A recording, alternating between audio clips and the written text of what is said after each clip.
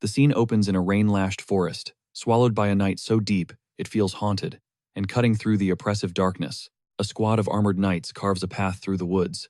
They've found their mark, and their leader smirks. Enjoy your little game of hide-and-seek? Without a beat, he unleashes on our protagonist, spitting venom about him being a filthy abomination. He admits that duping the Holy Knights was a cute little performance, but declares his show is officially over. Then, hoisting his massive sword, the knight tells our hero he should feel honored to be executed by someone of his caliber.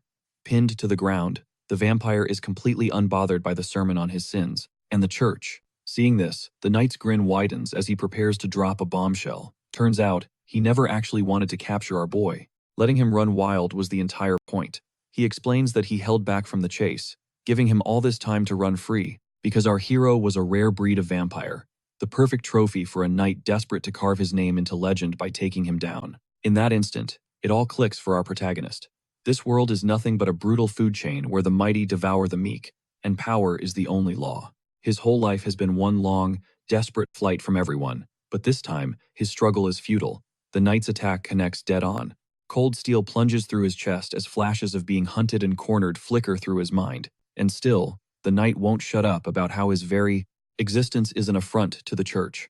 But in his final, fading moments, our hero screams a silent wish for one more chance to change his fate. With that, a final, agonized cry rips from his throat as his world dissolves into blackness.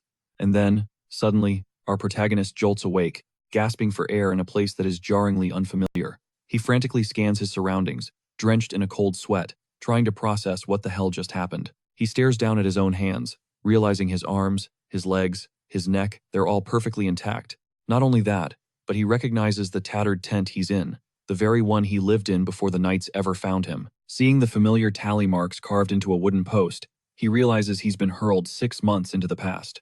With this, the impossible truth sinks in. He somehow rewound time. He clenches his fist, a fire igniting in his eyes, knowing he's been granted a second round. From there, we learn he once lived a hidden life in a remote forest village, a place completely erased from human maps. He was just Eugene, a weakling vampire who got by on hiding and barely scraping by, until the day his instincts took over, a single mistake that unleashed a relentless storm of mercenaries and knights upon him. And no matter how many years passed, they always found him, no matter where he fled. Because of that unending terror, he spent 12 miserable years surviving on nothing but the blood of wild beasts. Now, shot back into the past, he has no clue how this miracle happened, but he makes a solemn vow. He will not screw this up again. Eugene decides he is done running. He will become so overwhelmingly powerful that no one can ever touch him again. With this resolve, our hero marches into a murky swamp and announces a radical shift in his survival strategy. Vampires, you see, absorb power directly from blood, and the more potent the source, the bigger the level up. Armed with this new mindset, he lies in wait for his first major target to reveal itself. Without warning, the sovereign of the forest, a colossal, terrifying creature, explodes from the brush, lunging straight for him. Yet, facing this behemoth, Eugene shows zero fear and squares up for the fight. The beast unleashes a volley of spikes, and the raw impact sends our boy flying. He knows his body is still pathetically weak, but if he can just land one single cut, that's all he'll need. Because one taste of that creature's blood is the key to finally starting his climb to power.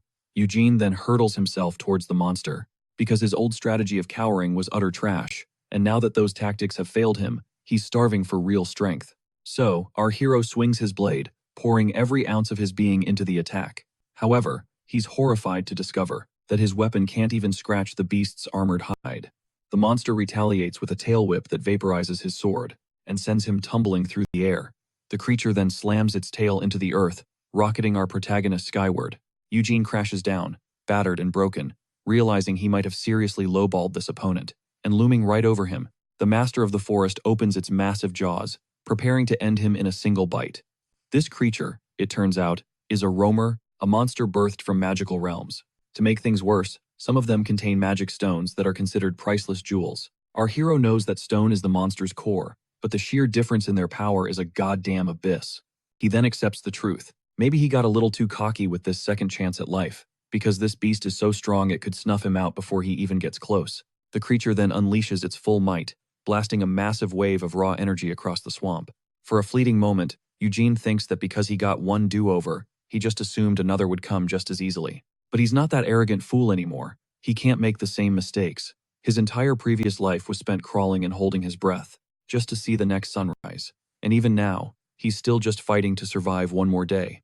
But this is different. He has chosen to fight with his entire being just to keep living, so he jams his bare hands into the monster's gaping maw and decides he is going to fight, and he is going to win. As his body begins to radiate a brilliant light, our hero knows that if he doesn't emerge victorious, with no other option, he plunges his hand straight into the monster's maw, aiming to tear out its power core. For Eugene, survival has always been paid for with the blood of others, and with one final, desperate yank, he shatters the creature's mana stone. In the battle's aftermath, an eerie silence falls over the forest once more. But then, a cataclysmic blast of energy ignites the entire swamp. In that flash, he remembers a vow he once made. If he ever got a second chance, he would stand and fight, not run away like he did his entire past life. And now, standing in the smoldering wreckage, our boy has undergone a complete transformation, rocking a brand new look. He declares that he will seize both blood and victory. A moment later, our protagonist is alone, bathed in moonlight. He can feel it. The mana from that stone was way more potent than he ever anticipated. And that's not all. He's unlocked the power to sheathe his skin in razor-sharp black scales. Eugene then reveals how he knew about the monster. It was from a time when he was captured by mercenaries. Back then, he drank the beast's blood and used its power to break free. But even with this new power-up, he knows he's still no match for the knight Jung Dorit. That's why he has to get stronger to face the paladins he knows are hunting him. With the sun about to break the horizon, our hero decides to get moving before dawn. But a mysterious voice cuts through the silence, thanking him for eliminating the false master. Then, out of the murky swamp, a glowing blue creature emerges, expressing its gratitude. However, the being warns that invading its home and staining the land with blood is a grave sin. It introduces itself as the Great Marianne, protector of this territory, and threatens to unleash a curse that will shred his body to pieces. But then, the creature is revealed to be a tiny, floating fairy, who wonders aloud if he can even hear her. The fairy is absolutely stunned when our protagonist just asks, "What are you?" She can't process the fact that he can see her, so Eugene just repeats the question. The little creature stammers, asking if he heard everything, and he deadpans, "Yeah, all of it." She then properly introduces herself as Marianne, a water spirit who's been enslaved for the last 15 years. She explains that because of him, this place can finally be purified. But while Marianne is rambling, our boy notices one of the tattoos on his arm is vanishing. The fairy spots the mark and asks what it is, but he admits he has no idea. It's just always been there. He reveals that for as long as he can remember, he's had 10 of these tattoos covering his body. With no memory of his past, he's spent his life just trying to survive without drawing attention. He now starts to wonder if the marks are some kind of seal, and if one of them just broke. Marianne starts freaking out, realizing it's been ages since she talked to anyone. She then complains that purifying the swamp and restoring it to a lake is going to be a long grind, so she offers to conjure some fresh water for him, as a thank you. The problem is, the water she whips up looks anything but appetizing, or clean. And despite the fairy's hype, our hero tells her to get lost, and completely ghosts her offer. A few days pass. Our protagonist finally makes it to a village called Broadwin. Suddenly, a young man sprints into town, screaming that the red-eyed monster has appeared. The chief and the villagers rush out, only to be floored by the scene, because piled on the ground is a massive haul of freshly hunted animals. A young man asks what the monster is up to, since it isn't even a full moon. Turns out, this monster is our hero, who has lived on the outskirts of their village for over 10 years. Just then, our protagonist emerges from the tree line and asks if it's cool for him to enter. At first, everyone was terrified of him, thanks to his intimidating red eyes. But since he consistently brought them food, this bizarre relationship has lasted for a decade. Our boy explains that he was living in isolation because of an illness, but now he's fully recovered. And since the village helped him out so much, he wants to start repaying their kindness. The villagers are baffled as he tells them to give him a shout if any trouble starts. Then, he removes his mask, revealing his face to everyone with a slight smile. The entire crowd is shook. They're completely mesmerized by our protagonist's insane good looks. They start whispering, wondering if he was secretly a half-elf or even a high-born noble. Even the village chief is stunned, unable to believe someone that handsome was hiding under the mask. Back in the woods, Marianne asks why he gave away all that food. She just doesn't get it. To a fairy, vampires are supposed to be all about blood and destruction. Marianne also grumbles that he doesn't need humans, especially since he's planning to leave soon anyway. Eugene just replies that sometimes you have to sweat the small stuff, because if he doesn't intervene, a group of mercenaries is going to storm this place and slaughter every last person in the village. He then lays it all out. The mercs are coming to kidnap a boy from the village. and during the snatch and grab, they're going to eliminate all witnesses, which means wiping out the entire town. Marianne is totally lost, wondering if he's for real and how he could possibly know all this. Even after spending days with him, she still can't get a read on his thoughts. The fairy then asks what trust could possibly have to do with mercenaries. Out of nowhere, our hero grinds to a halt, and Miriam smacks right into his back. She gripes at him for the sudden stop, demanding to know why he just froze in his tracks. That's when her eyes drift forward, and she sees exactly what the holdup is. Blocking the forest path is a squad of mercenaries, armed to the absolute teeth. They spot our protagonist flying solo and just write him off as some random villager. The leader scoffs that the kid looks like a twig and is barely armed, then orders his crew to take him out without a single sound. On his command, one of the mercs lunges forward, swinging a massive axe aimed right at our hero. Miriam lets out a terrified scream, convinced he's about to be chopped down. The man brings the axe down in a deadly arc, but our boy is a blur of motion. With an ice-cold stare and his eyes glowing a sinister red, he prepares to counter. In the span of a single heartbeat, he slices the mercenary clean in two with zero effort, and while the rest of the goons are still frozen in shock, he casually explains his strategy to Miriam. Our hero says they have to win the locals' trust so they don't seem sus. With a chilling grin, he declares he's about to wipe out every single mercenary, right here, right now. Eugene then breaks down the rest of his plan for the tiny fairy. He tells Miriam he needs to build a solid reputation with the humans without raising any alarms, and with a smirk, he reveals exactly how he'll pull it off. By dismantling this entire squad of mercs, the men finally connect the dots, screaming in pure terror as they realize our hero is a vampire. Still, one of them finds a shred of courage, shouting that if they can capture him alive, the church will shower them with riches. But his greed is short-lived. Our protagonist hits him with a death glare from those crimson eyes, and the mercenary is sent flying through the air. The others finally get it. This is no ordinary dude. Even so, they keep rushing in, one of them yelling that the vampire's head belongs to him. It's useless though. Our hero is just too damn fast, effortlessly weaving between every single one of their strikes. Then, a hulking brute, carrying a ridiculously huge mace, charges at our boy. The man bellows that he's going to smash them into paste with his legendary weapon, but he's left completely stunned when our protagonist catches the massive attack with just one hand. Eugene cracks a dark smile. "The sun's setting," he says. "Nighttime is my stage." His claws then slide out from his fingertips and erases the mercenary in a single, brutal strike, declaring that the darkness is the perfect stage for spilling blood. The mercenary leader screams at his crew, telling them not to just rush in blindly because that thing is an absolute monster. Just then, a group of villagers appears, holding torches, walking right into a scene of pure horror.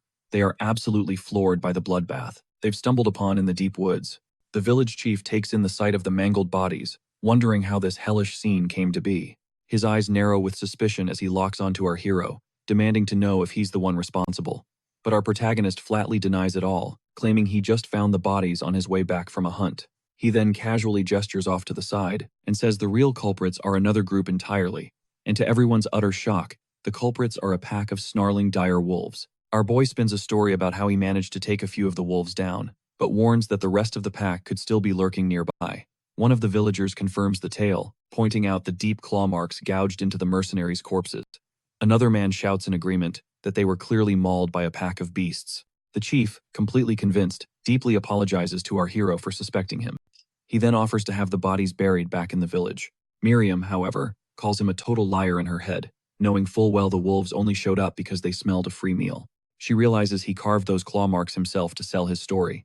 The fairy is totally confused, wondering why he's going to such extreme lengths to manage his reputation with these humans. Suddenly, our protagonist rifles through the pocket of a dead merc and pulls something out. He presents a letter to the chief and asks if he wants to take a look.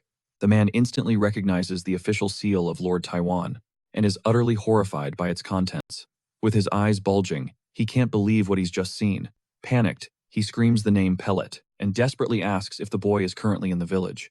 It seems this Pellet kid could be the illegitimate son of the incredibly powerful Lord Taiwan. Our hero's mind flashes back to the mercenary leader's words from earlier in the fight. The man had been blown away by Eugene's raw power, questioning where he came from, but our protagonist didn't give him a single second to process it, instead unleashing a relentless assault. Despite the onslaught, the merc leader roared for his men not to waver and to press the attack, yelling that even if our hero is a monster, he still only has 2 arms and 2 legs. But the man quickly grasps the grim reality that they can't even escape this vampire. So, he decides to handle it himself, launching a full-speed charge straight at our protagonist. With a cold, resolved look, our hero steels himself for the final confrontation. He unleashes a devastating punch that smashes directly into the mercenary leader's face. The sheer force of the blow sends the man careening backward into a tree trunk. Our boy follows up with a savage kick, decisively ending the battle. The leader begs him to stop, admitting he can't take any more punishment. Lying broken on the ground, he chokes out, asking if our hero had been waiting for them all along. The man claims they just had business in the village and weren't looking for a fight. But our protagonist's voice drops to a menacing growl, declaring that the village belongs to him, and he demands to know exactly what business they had there. Cornered and desperate, the mercenary swears he had no idea a vampire lord was running this village, insisting they were just hunting for an illegitimate son of the Taiwan family who was laying low here. But our hero sees right through the lie and demands to know their real mission. Then, with a chilling smirk, he asks if their actual plan wasn't just to slaughter every last person in the village. The man cracks, admitting Lord Taiwan's legitimate sons hired them, and that they brought a massive crew, just in case things went south.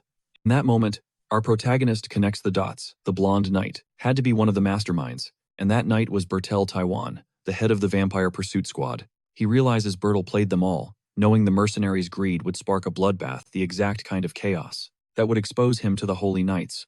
All the while, the merc is still pleading for his life, saying he would have bailed if he'd known the truth. Our hero just tells him to scram, warning him to watch his back for wolves on the way out.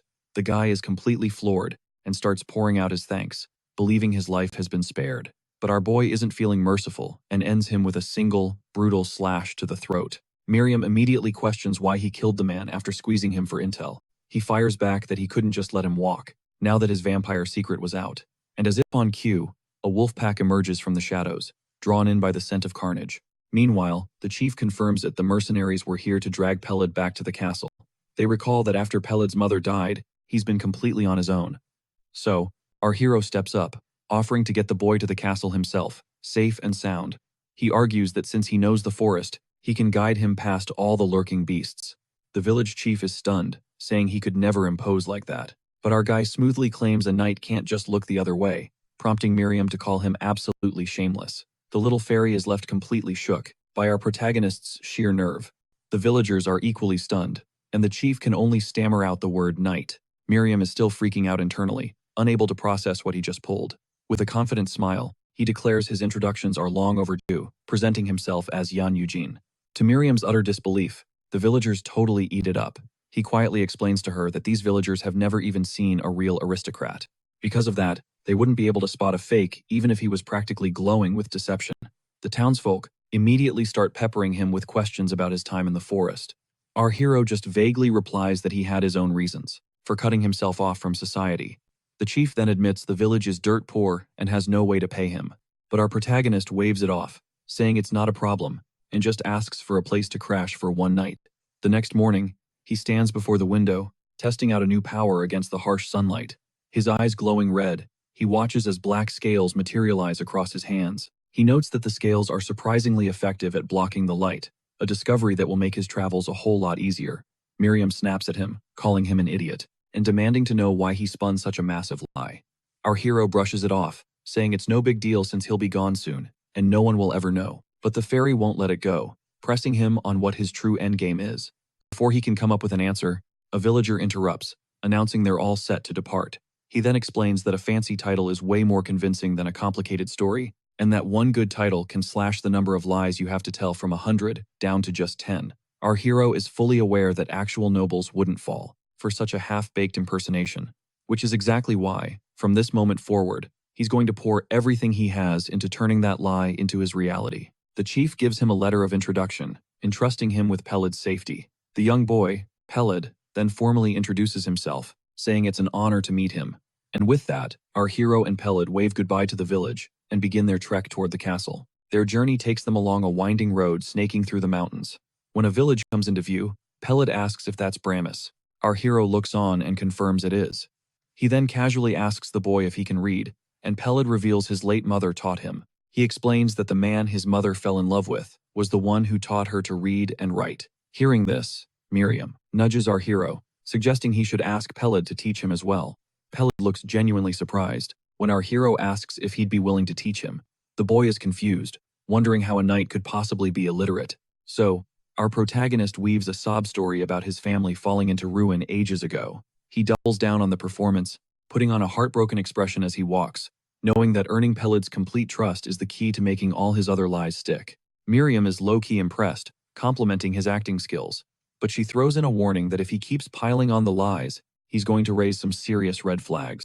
Pelled's eyes, however, are practically sparkling. Our hero can see that he's swallowed the story hook, line, and sinker. The young man apologizes, confessing he didn't trust him at first, because of all the nasty rumors. He admits that everyone back in his village called our hero a monster, and it got to him. But now, Pelled declares he'll only believe what he can see for himself. The boy even enthusiastically offers to become our hero's reading tutor. Then, out of nowhere, seizing a quiet moment, our hero conjures a wicked-looking dagger forged from pure ice. In one brutal motion, he plunges it mercilessly into Pelled's eye. The kid lets out a blood-curdling scream as our protagonist deflects. A phantom attack from down the road except, psych, the whole thing was just a simulation in his head. He was just testing young Pelled's reflexes. But then, in a crazy twist of fate, a real bandit crew ambushes them. On the path, Pelled is absolutely petrified, his mind struggling to process that they're getting jumped. The bandit captain just smirks and sneers that their terrified expressions are saving him a ton of time. He gives them an ultimatum: fork over everything valuable or face the consequences. But the thug barely gets the threat out before our hero is on him, his sword flashing in a single, deadly arc. With zero hesitation, our protagonist drops the bandit leader. Pelled is just frozen solid, completely unable to comprehend what just went down. One of the other bandits screams, watching his own brother get iced right in front of him. Our hero coldly remarks that they followed his order with lethal efficiency. Absolutely livid, the bandit charges our boy, swinging a heavy axe. But he was never a match. Our protagonist cuts him down without a shred of mercy. Before you can even blink, he pivots, taking out another bandit in a fluid spin. The last man standing drops his weapon, begging for his life, pleading not to be erased. But our hero offers no forgiveness as he prepares to end it.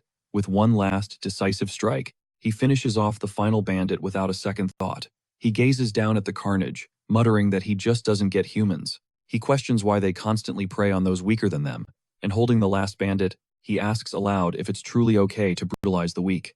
He then pivots to Pelled, asking if he'll finally grasp these concepts, once he masters the written word. Pelled is completely stunned into silence by the question. Our hero then reminds him that Pelled himself said he'd trust what his own eyes showed him. With a deadly serious gaze, he vows that not a single drop of blood will ever touch the kid. After some time, they finally roll into the city of Bramos and start soaking in the sights. They spot a merchant hawking his wares, shouting about rare herbs from the northern dungeon for a steep 20 coins. Nearby, a customer is beefing with another vendor over a price, claiming he saw the same item for way cheaper across the market. Miriam is totally captivated by the bustling city and all the crazy stuff for sale. Pelled pulls our hero aside, warning him to stay sharp because the merchants here are absolute sharks. He mentions that even the village chief gets played whenever he visits, but our protagonist is like, "Bro, I gotta get some cash before I can even think about getting scammed." He tells Pelled to hang back while he ducks into a leather and furrier's shop. Inside, he lays out the wolf pelts he collected and asks the owner for a fair price. The shopkeeper's eyes go wide when he realizes it's dire wolf leather, and a massive haul at that. He scans our hero from head to toe, his eyes lingering on the worn-out clothes with a suspicious glint. The merchant clocks him as some clueless drifter. A greasy smile spreads across his face. He's found the perfect sucker to rip off. The dude offers a measly 18 silver coins, lying that the pelts are in terrible condition. Our hero's gaze turns ice cold, his crimson eyes flaring with an unnatural light. He snatches the shopkeeper by the collar, hoisting him up and scaring the life out of him. The man is completely freaked out, his mind screaming, "Why are this dude's eyes so red?" Panicked, the shopkeeper stammers that dire wolf leather is incredibly rare and always in short supply. He begs our hero to chill out so they can talk it over. He forces a nervous chuckle and says, out of the goodness of his heart, he'll bump the price to 23 coins. Our protagonist just glares, his silence more threatening than any words could be.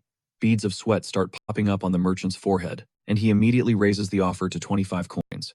Pelled, trying to be helpful, desperately shouts out 28 coins, but our hero stays dead silent, making the shopkeeper wonder just how high this guy wants to go. Finally, the man caves and offers a full 30 silver coins, and our protagonist finally accepts. Later that night, camped out, our hero struggles with an ancient scroll. He mutters that while Pelled taught him the alphabet, he's a long way from actually being able to read. To him, the text just looks like a mess of tangled symbols, and he can feel his frustration mounting. Miriam chimes in, complimenting his new threads and saying he looks pretty sharp for what he paid. She's shocked they got such a good deal on their first trip to the market. The fairy then starts nagging that he should have held out for more money and bought some slick silk outfits. But our hero just says he needed something to keep the sun off him. Miriam lectures him that vampires are the highest tier of nobility and that he needs to show some real ambition. When he asks how she knows all this stuff, she says she picked it up in the spirit world. She tells him to hit the ancient books, but he reminds her he literally can't read them. Just then, Pelid walks up, calling his name, which yanks our hero out of his conversation. The boy gives him a weird look and a suspicious smile, asking who he was just talking to.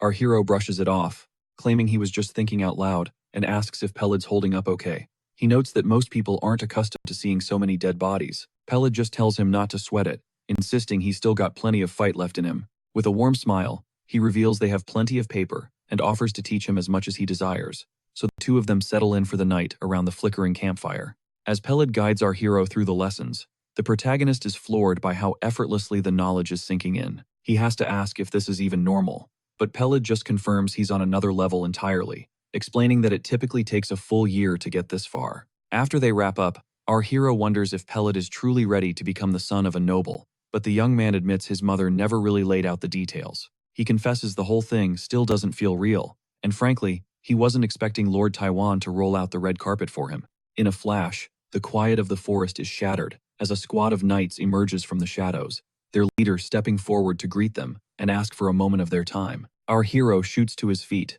his entire body tense and on high alert as the armed soldiers close the distance. The man immediately clocks that these are professional mercenaries, a world apart from the fakers they dealt with before, and he knows that a single lie will set them off. So, he makes the call to just tell them the truth. Hearing this, the squad leader informs him that they're also bound for the castle. He then requests to share their campsite for the night. One of the younger knights starts complaining, but his leader instantly shuts him down. The leader apologizes for the outburst, explaining the kid is new and still learning the ropes. He then introduces himself as Partek, and then he asks who our protagonist is. The knight lets out a scoff, clearly not buying that our hero is any kind of real knight. He then presses the issue, questioning if our hero is legitimately a knight. The young man just smirks, claiming he's never once heard of a House Eugene in his entire life. Then, with a nasty grin, he points a finger and accuses our protagonist of being a complete fraud, and just like that, our hero realizes the time for bluffing is over. He's already told Pelid he was a knight, and he understands that if this charade continues, the entire situation is about to spiral out of control. His eyes turn to ice as a cold thought crosses his mind. There aren't that many of them. He could just end them all right here. But before he can act, Partek's hand clamps down on the young knight's shoulder. "Robin," he says, before delivering a devastating punch straight to the kid's jaw. The impact is brutal, sending Robin flying through the air before he crashes hard onto the ground in front of everyone. Partek then gives a respectful bow. He offers a sincere apology for his recruit's blatant disrespect. Our hero just waves it off, telling him to forget about it and find a place to set up camp. He knows this is just the beginning. His identity will constantly be questioned from now on, and to shut down any more dangerous suspicions, he needs to secure his official knighthood as fast as humanly possible. A while later, Robin jolts awake, completely disoriented, and scrambling to his feet, trying to piece together what just happened. He mutters about why the leader would attack our protagonist, but Partek just calls him an idiot with a death wish and starts laying into him. He tells the kid he should be on his knees, thanking him for saving his damn life, explaining that you can't just judge a book by its cover and that he's blind to what's right in front of him. With a dead serious expression, he asks Robin if he has any clue how much the cloak our hero is wearing is actually worth.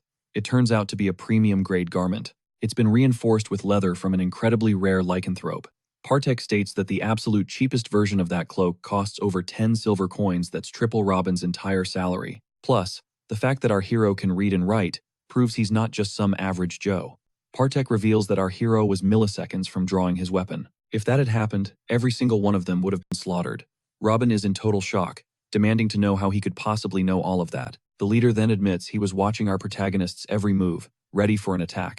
He saw our hero's hand slip inside his cloak. His fingers were already wrapped around the hilt of his sword.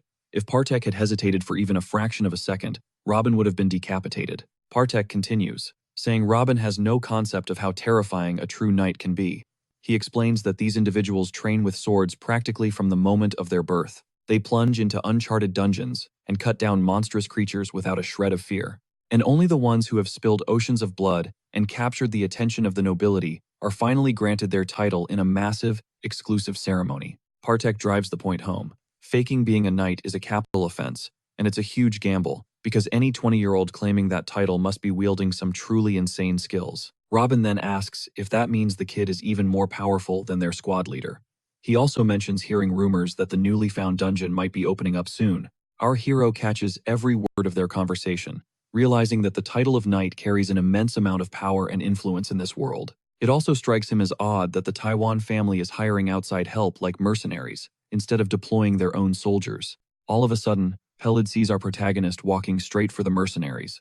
A confident smile spreads across his face as he approaches Partek directly. He mentions that he overheard they were heading to the castle and casually proposes they all travel together, seeing as they share the same destination. Robin is completely mesmerized by our hero's striking appearance, while Partek is just left standing there, utterly baffled by the turn of events. Several days pass, and the group finally makes it to the village of Martella, deep within the Taiwan territory. Our protagonist feels a wave of relief that the mercenaries fell for his act, but he knows deep down that the real challenges are only just beginning. Just then, Miriam materializes out of nowhere. She reports that she tailed the mercenaries just like he ordered, and discovered that Lord Taiwan's health is failing badly. He could apparently die at any moment. She also learned that a new dungeon has been discovered, but the family is too broke to fund an expedition to clear it. The mention of a new dungeon opening up in the area sends our hero deep into thought.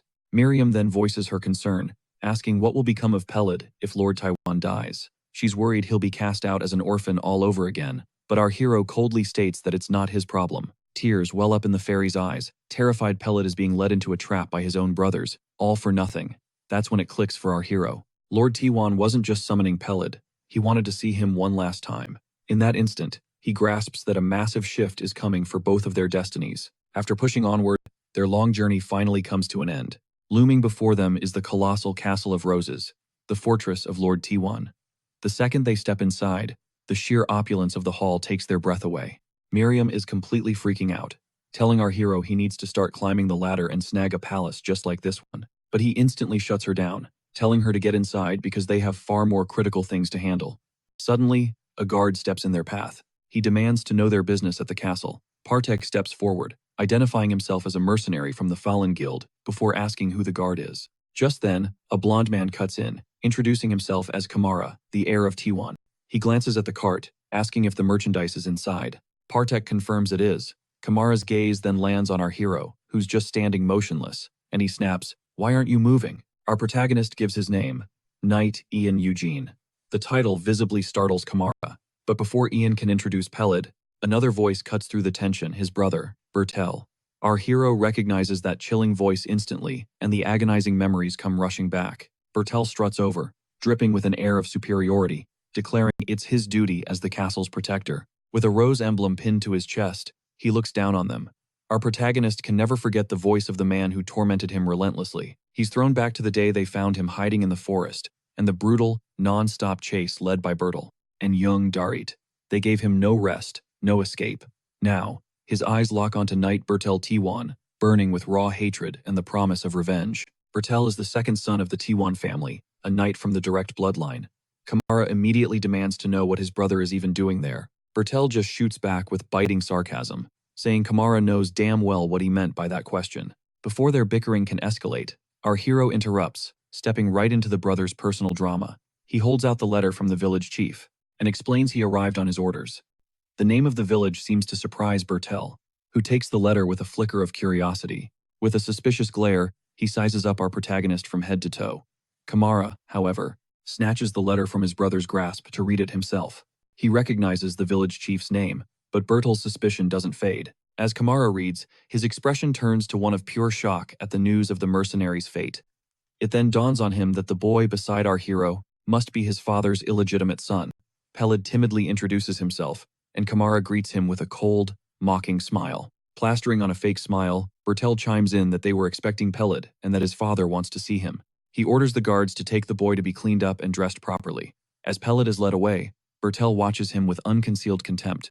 Our hero cuts in, declaring he wants to settle the reward first. He demands a face-to-face meeting with Lord Taiwan, but Bertel flatly denies the request on the spot. With a venomous glare, he spits that it's impossible, and our hero is forbidden from seeing him. He claims his father's condition is critical and tries to pay him off with gold to just disappear, but our protagonist doesn't back down an inch. He fires back that he went through hell and back to bring Pelid here. Bertel's patience snaps, threatening him not to make him say it again. Kamara jumps in, asking what the big deal is with one quick meeting.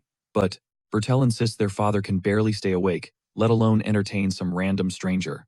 The two brothers then erupt into a full-blown argument, slinging insults. Right in front of everyone, Bertel glares daggers at his brother, warning him not to twist his words. Kamara then turns to our hero, offering a phony apology for the family drama and his brother's terrible attitude. With a fake smile, he says his goodbyes, and tells our protagonist to get home safe.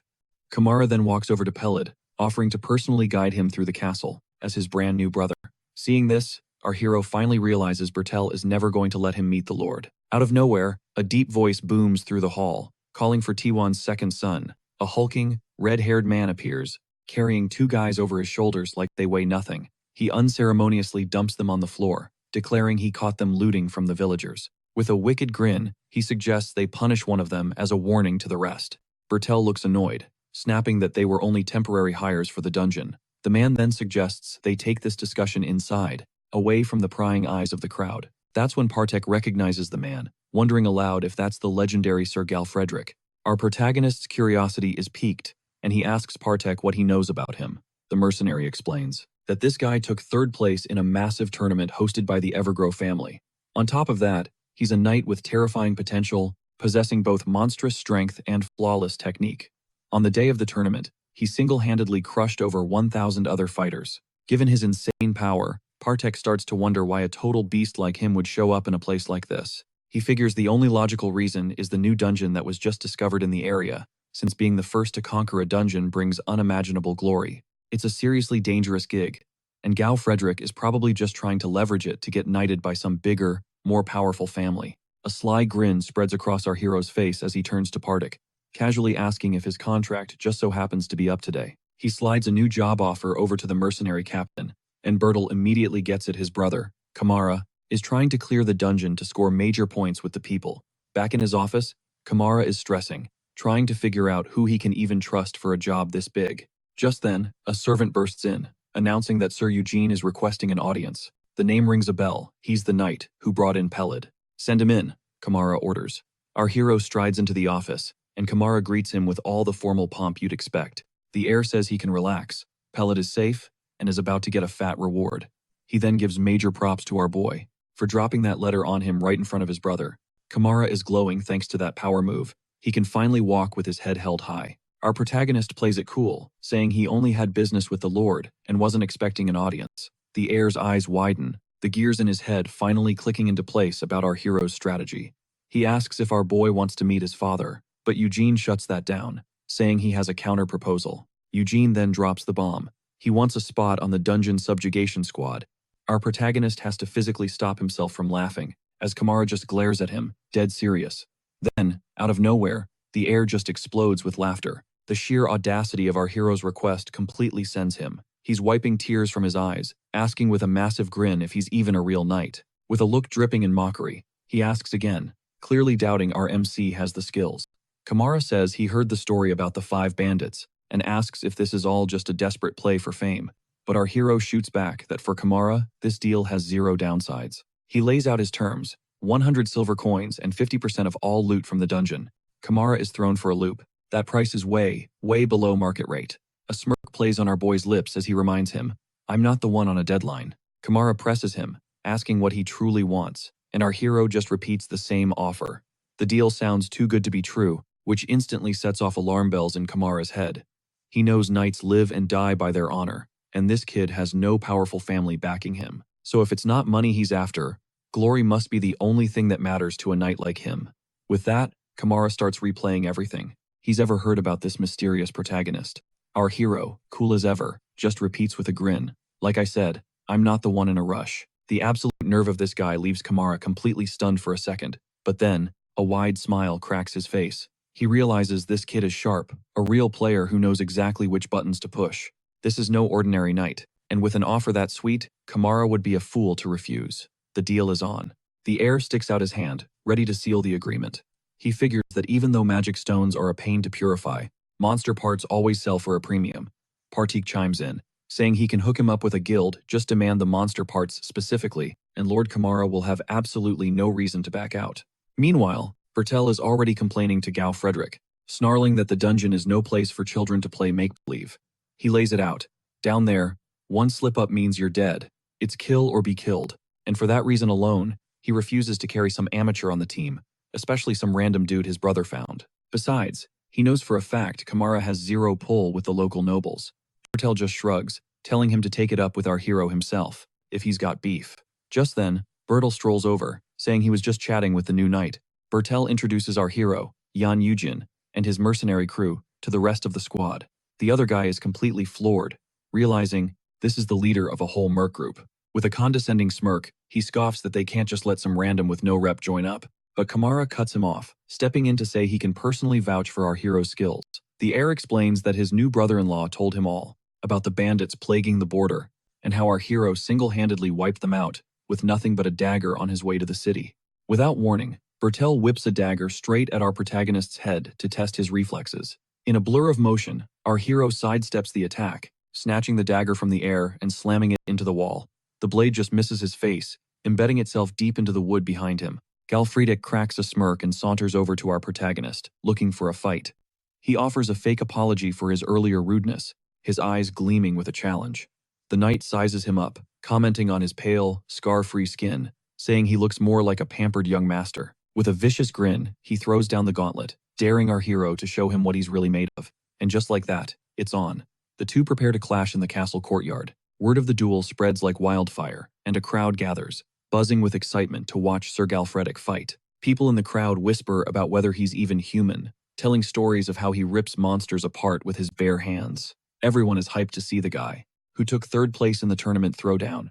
They don't even know who his opponent is, but they're already feeling sorry for our protagonist. But our hero is completely unfazed, squaring up for the fight with a look of pure confidence. Galfredic draws his massive sword with a cocky smile, and gets into his stance, his eyes locked on our hero with deadly, focused intensity. But our MC doesn't even flinch, just levels a dead calm stare right back at him. He pivots, squaring up for the battle, and then out of nowhere, our guy just lets his sword clatter to the ground, leaving Galfredic completely stunned by the move. An official throws up his hand, announcing the fight is set to start. Then a guard strikes a colossal bell, and the duel explodes into action. Instantly, our protagonist surges forward, a blur of motion aimed right at his opponent. Their blades crash in a brilliant shower of sparks. The piercing shriek of steel on steel rings throughout the castle courtyard. The high-speed dance continues, with both warriors darting around the combat zone. Galfredic then cracks a smile, beckoning him forward with a gesture that says, "Come on." With a ferocious flurry of strikes, our protagonist is sent reeling backward from the sheer power of the assault. Raven is hyped, asking if Eugene is winning, but Patrick shuts her down. He explains that Galfredic is just feeling him out, getting a read on his style. Meanwhile, the knight keeps pressing his attack, a confident smirk plastered on his face. He's noticing our hero's technique is way more rugged than he anticipated, totally lacking a clear pattern. It's exactly why he finds our protagonist's fighting style to be so wild and dangerously unpredictable. And in that moment, our protagonist finally gets what his opponent's real game is. With a smug smile, Galfredic calls him out, accusing him of faking it as a real knight. Grinning, Galfredic lays it out. Our hero is completely untrained, running on nothing but raw power. Our guy shoots back. That swordsmanship isn't the only thing that makes a true knight. He then unleashes a furious assault, telling his opponent he talks way too much in a fight. But the knight just flashes a grin and dares him to land a hit that'll actually shut him up. So the brutal exchange continues, the two trading a volley of earth-shaking blows. Galfredic then pours on the pressure, managing to force our hero back. Our protagonist is visibly shocked, struggling to keep his footing against the overwhelming offensive. Even then, he refuses to yield, catching the blade with a look of pure determination.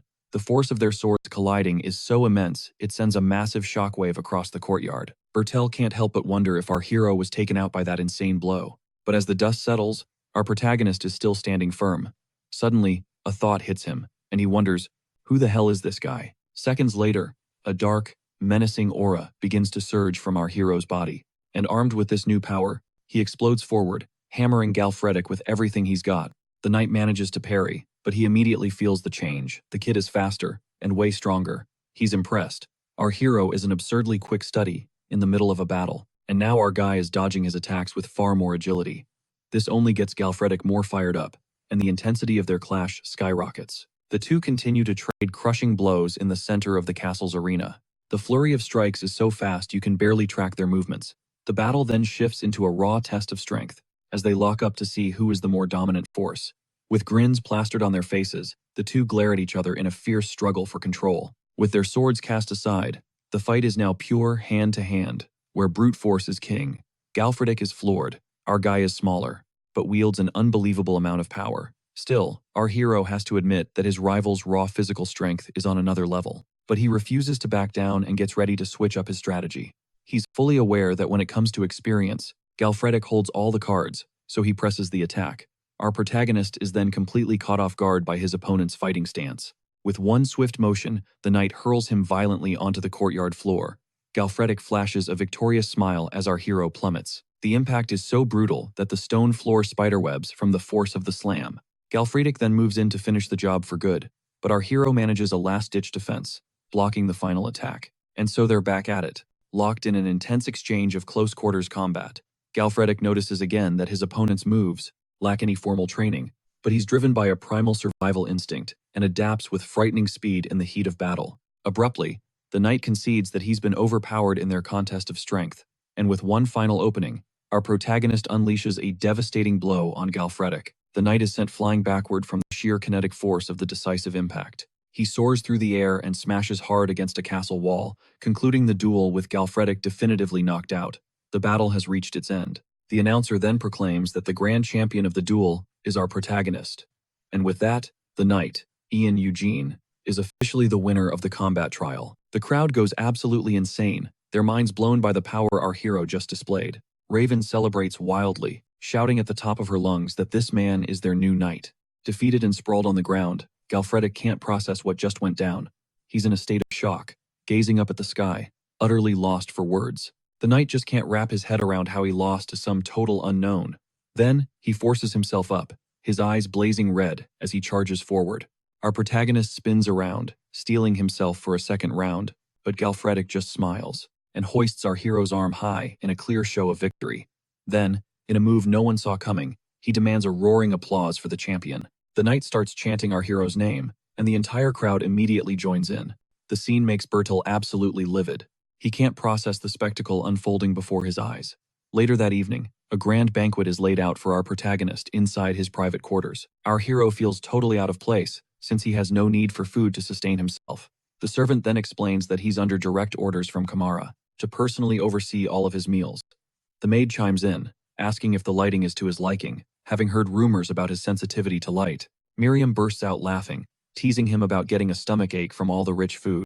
But our hero simply embraces their kindness before dismissing all the servants, his crimson eyes glowing ominously in the dim light. He admits he's better off alone. After that fateful day, people's perception of him shifted dramatically. Kamara strolls in to greet him, casually asking if he got a good night's sleep. The heir couldn't help but notice he'd turned down all the special treatment. Our boy is left completely speechless. Suddenly, Raven materializes, greeting him with a ridiculously theatrical bow. Galfredic also appears, calling our hero his friend and comrade in arms. The knight then asks if he rested well, because his own face is still throbbing from their duel yesterday. He proudly displays his bruised cheek, and our hero wonders if the guy is asking for another beatdown. Galfredic eagerly invites him to a training session, and Kamara is hyped at the prospect of watching them spar. Our protagonist realizes that the knight genuinely doesn't give a damn about his social status. Still, being surrounded by this many people feels totally alien to him. All of a sudden, Pellet shows up, calling out to our hero with a bright smile. The young man asks if he's been keeping well, and everyone else just gawks at their familiar interaction. Meanwhile, in a shadowy chamber, a man pleads with his lord to spare his life, but his desperate screams are meaningless. He is mercilessly dispatched. The master of the room then mutters that none of this would have transpired if the fool had simply done his one job. Bertel emerges from the darkness, hissing that the red-eyed knight was never supposed to make it, and because of that catastrophic failure, his entire scheme has gone up in flames, and everything has spiraled out of control. The man begs for another chance, but Bertel just rants about the pathetic mercenaries who were so easily crushed. In a blind rage, he screams, asking if his subordinates' eyes are merely ornaments, and lunges at him with everything he has. Bertel spits that the man is worthless and poises himself for the final, brutal strike. He savagely plunges the dagger straight into the man's eye, ending him without a shred of pity. The other servants are petrified by the horrific display, and they can't stop shaking. Bertel then mulls over how to fix this mess, knowing he can't simply assassinate someone who is already a guest within the castle walls.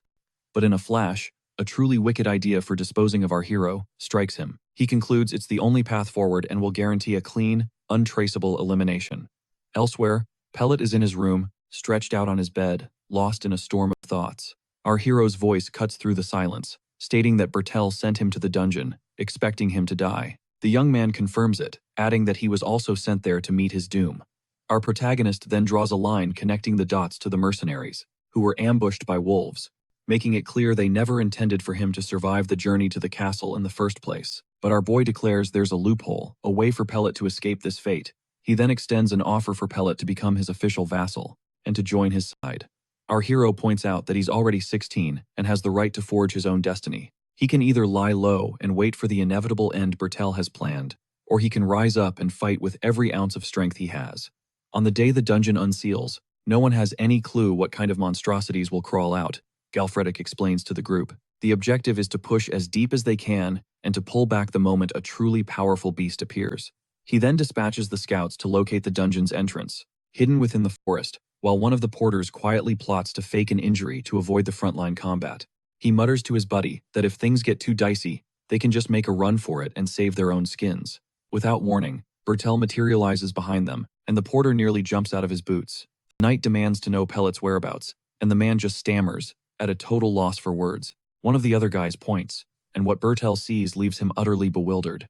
Pellet is right there, handing a snack to our hero, telling him to be careful and come back in one piece. The sight makes Bertel's blood boil, and he furiously stomps over to the pair. He screams Pellet's name, only to find the boy standing defiantly by our protagonist's side, shooting him a look of pure hatred. He snarls, asking if the young man has already forgotten their little chat. The knight commands him to grab his gear and fall into formation that instant. Bertel's frustration peaks, as Pellet completely blanks him, refusing to move an inch. And so, our hero and the enraged knight lock eyes, sharing a look of open defiance. Bertel finally snaps, grabbing Pellet's arm and screaming at him to get to his post. But our protagonist's hand clamps down on his wrist, and he orders him to take his hands off the kid.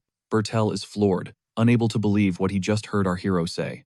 Our boy then challenges him, asking if he's completely lost his mind, sending a mere child into a death trap like the dungeon.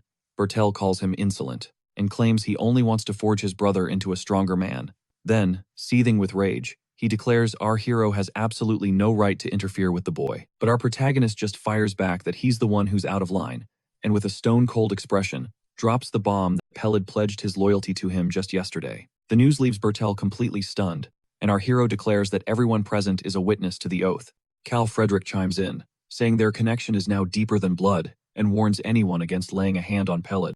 Our MC then locks eyes with Bertel, offering to throw down right there if he's looking for a fight. The knight explodes with rage, roaring, "Who the hell gave you the authority to do that?" He spits that taking in a bastard from another house will absolutely ruin Eugene's future prospects. In the background, the soldiers are buzzing, still hyped about the insane duel between their leaders. One of them wonders aloud, "Man, how long would you have to train to get that good?" While his buddy clowns on him, out of nowhere, Kamara shows up and declares he'd trust our hero with his own younger brother. He points out that Pellet is a grown man, perfectly capable of choosing his own destiny. Our protagonist silently observes, thinking that Pellet is the prey here, and for the weak, survival is never guaranteed. That's the reality. If you can't become powerful, your only choice is to find a strong pack to run with. Kamara then gestures for our hero to follow him to his office, where he asks him if he's literate. At the same time, a scout returns, reporting the immediate area is clear of monsters. With the coast clear, Gal Frederick announces it's time to crack open the dungeon, and our hero gives a nod of agreement. And with that, the colossal stone door of the dungeon begins to creak open before them. The knight glances back at the squad, his voice grim. From this point on, it's every man for himself. The soldiers grip their weapons, their armor glinting as they prepare to descend into the abyss. With our hero and Gal Frederick taking point, the unit marches into the suffocating darkness. Kamara waves them off, calling out that he'll see them in 4 days, as Pellet wishes them a safe return. The massive door grinds shut behind them, and a final prayer is uttered for the gods to watch over them. Inside, a terrifying, pitch-black corridor stretches into nothingness. Suddenly, the darkness erupts with movement as a goblin horde ambushes the party. Gal Frederick and our hero become a whirlwind of steel, desperately trying to shield their comrades. One soldier gasps, relieved to be alive, only for Gal Frederick to roar at him. The knight is furious, blasting them for failing to hold a simple formation. He commands everyone to get back in their positions, and to keep fighting. The archers unleash a volley of arrows toward the cavern ceiling, but the goblin onslaught is relentless, and the situation deteriorates with every passing second. Despite their desperate defense, the monstrous wave crashes against them without pause. The porter is freaking out, realizing that signing up for this dungeon run was a death wish. Gripped by terror, he knows he has to bail, and he bolts.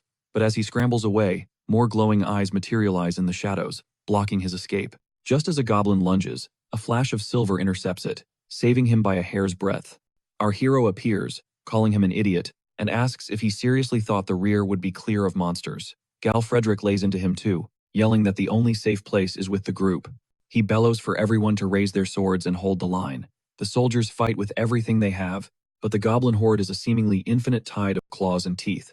Gal Frederick sees how ragged his unit is becoming, and wonders how they could possibly win this. All of a sudden, a soldier screams a warning that the monsters are pushing forward again. And to make everything 10 times worse, another scout shrieks that a second wave is closing in from behind. Without a moment's hesitation, our hero volunteers to cover their six, and plunges straight into the fray. Gal Frederick shouts for him to wait, that it's suicide to go alone, but Eugene doesn't even slow down, charging solo into the dungeon's oppressive darkness. The knight can only watch, completely baffled, because it all happened in an instant. Our hero moves like a phantom, dispatching monsters before they can even register his presence. With blinding speed, he effortlessly caves in a goblin's skull. Gal Frederick snaps out of it, roaring for Pertek to follow him and provide backup for our protagonist. The knight is in awe, unable to process how Eugene covered so much ground in just a few heartbeats. A moment later, Eugene reappears, casually stating he cleaned up the rear and found something kinda cool. Gal Frederick is left utterly speechless. Our hero, a one-man army, has no idea what a common glow herb is. He possesses god-tier combat skills, yet he's a complete noob when it comes to the absolute basics of dungeon diving. After the chaos subsides, the party takes a breather while the medics patch up the wounded. A soldier comes over to report that they've finished collecting all the mana stones, but our hero feels a pang of disappointment. For the sheer number of monsters they slaughtered, the haul is pitifully small. He then notices the stones are a dull blue, nothing like the vibrant one he got from the roamer. Just then, Miriam materializes and explains that a stone's quality is tied directly to the monster's strength. The fairy clarifies that while dungeon mobs can evolve into roamers, their mana stones don't get any stronger. She reminds him that the roamer he fought was a special case, an incredibly powerful anomaly. Our protagonist finally gets it. He was insanely lucky to have absorbed that creature's potent red stone. Miriam then theorizes that there could be high-ranking monsters lurking deeper within this very dungeon. Suddenly, the brief respite is shattered by Gal Frederick's bellowing voice. Model. Gal Frederick roars at his own men to lock down the formation, completely flaming them for being so terrified. He announces that he and our hero are running point, and that deserting the fight is not an option. Our boy is just thinking to himself how this is his first real dungeon dive, when Galthretic materializes beside him, sneering that the hired blades are completely worthless. He declares it's time for him to carry the team, warning our hero that the enemies ahead are on a totally different tier. Deeper in the gloom, they discover a legion of orcs flanked by goblin foot soldiers, and the regular troops are just cowering together, petrified of the nightmare ahead. It all clicks for our protagonist. A top-tier beast is waiting for them in the abyss. His mind then flashes back to that fateful day he devoured the Crimson Stone from the Master of the Swamp. After that insane power-up, he's unlocked a brand new, powerful skill, and now he can't help but wonder if he could score another one by chowing down on a second stone just like it. With his senses now cranked to the max, he pinpoints more than 50 sets of footsteps, a good 100 meters out. Galfriedrich is absolutely floored by our hero's razor-sharp hearing and perception. He offers a spear to our guy, asking if he's up for a throw. Tapping into some insane strength, our protagonist launches the weapon forward, and it screams through the air like a red bolt of lightning, slamming dead center into an orc, and detonating in a brutal, explosive impact. With the first blow landed, Galfriedrich roars for all his troops to charge, and unleash everything they have. But while they're just getting started, our hero is already a whirlwind of destruction in the heart of the battle. The rest of the squad rushes to follow his lead. One soldier hesitates, asking if they should even jump in, right as our boy flattens one of the monsters. He drives his fist straight into an orc's eye socket with raw, merciless force. Then, he whips out his blade and plunges it straight through the creature's skull without a second thought. Our hero flawlessly blocks an incoming attack and instantly pivots to counter. With a single, fluid motion, he slices the orc completely in half in a geyser of blood. Dripping with filth, our protagonist licks his lips, a wild and terrifying glint in his eyes. That day, the mercenaries fought on, forced to witness a scene of pure, unadulterated carnage. Suddenly, our hero unleashes his power, his arm transforming and erupting in black scales. With that newly morphed hand, he crushes an orc's head like it's nothing. His sword work is almost artistic, and his noble posture never breaks throughout the entire slaughter. But even with that dignified stance, a dark, menacing aura pours off his body. The mercenaries are in shock. He's nothing like any knight they've ever seen before. But Galfriedrich's expression is far from admiration. It's raw fear, because in a fight, our hero completely gives in to a savage and bloodthirsty battle rage. When the slaughter is over, the group huddles around a campfire, completely surrounded by monster corpses. One of the men begins tending to the wounded, while an aura of exhaustion and terror hangs over everyone. The dungeon floor is a gruesome mosaic of goblin bodies, and fallen mercenaries strewn everywhere. Galfriedrich finally gets it. Most of his troops are broken. They've lost the will to go on, and he knows it's not just their bodies giving out. The absolute horror of what they saw has shattered their minds. Because of this, the knight decides pushing forward is impossible. He approaches our hero, suggesting they need to head back. Seeing as they already hit their main objective, our hero just says his stamina is totally fine, and turning back now would be a huge waste. With no other options, Galfriedrich yells that if he's dead set on going forward, then they're all in it together. Our protagonist then vaporizes another orc to clear their path through the dungeon. He tells Galfriedrich to lead the subjugation squad back out of the cave, because from this point on, he's pushing ahead with only his hand-picked mercenaries. The other soldiers are visibly relieved, and Galfriedrich is left wondering if that was actually an act of kindness. The knight then realizes Eugene is forcing him to completely rethink what it means to be a knight. And so, our hero and his two men venture on alone, into the oppressive darkness of the dungeon. Rabin immediately starts complaining that he didn't sign up for this, and he's terrified he's going to die in there, but he manages to calm down, remembering that our hero can literally take down a troll all by himself. Suddenly, the young man's foot catches on something weird and slimy, sending him sprawling to the ground. He looks over his shoulder, and realizes he just stepped on a freaking giant spider. And to everyone's absolute horror, they're now completely trapped by a swarm of enormous spiders. These things are giant cave spiders. They hunt in packs and are highly venomous. Rabin completely loses it, screaming in pure desperation. As the monsters scuttle in to attack him, Partek yells that there are too many of them and that they need to bail now. But our hero just cocks his head, wondering why they would ever retreat from this fight, and with a lightning-quick slash, he effortlessly carves one of the spiders in half. Our protagonist says it's no big deal and dives back into the fight with full force. Partek screams at Robin to get with the program, because our hero is already deep in the chaos with a look of pure focus. Our hero continues to tear through the spiders alongside his men, but then, Rabin gets cut off and surrounded, screaming desperately for help. He's immediately attacked by one of the creatures but just barely manages to block with his sword. In a flash, our hero moves, swooping in to save Robin at the last possible second with a precision strike. The kid is left totally speechless, stunned by our protagonist's unbelievable speed. Out of nowhere, our boy grabs Rabin and just hurls him away with incredible strength. The young man goes sailing through the air and crashes to the ground, having no idea what is even happening. And while he's still dazed on the floor, our hero charges forward and wipes out every last spider with a grin on his face.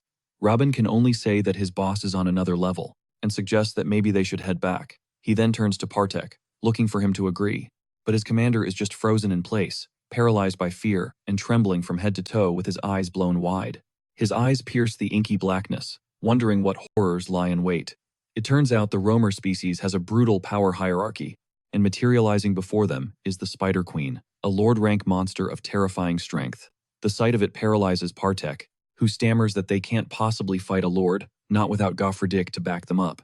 But then, our hero's voice cuts through the panic. He turns, his face an icy mask, his crimson eyes blazing with an unholy light. He orders them to get back, declaring, "This prey is mine."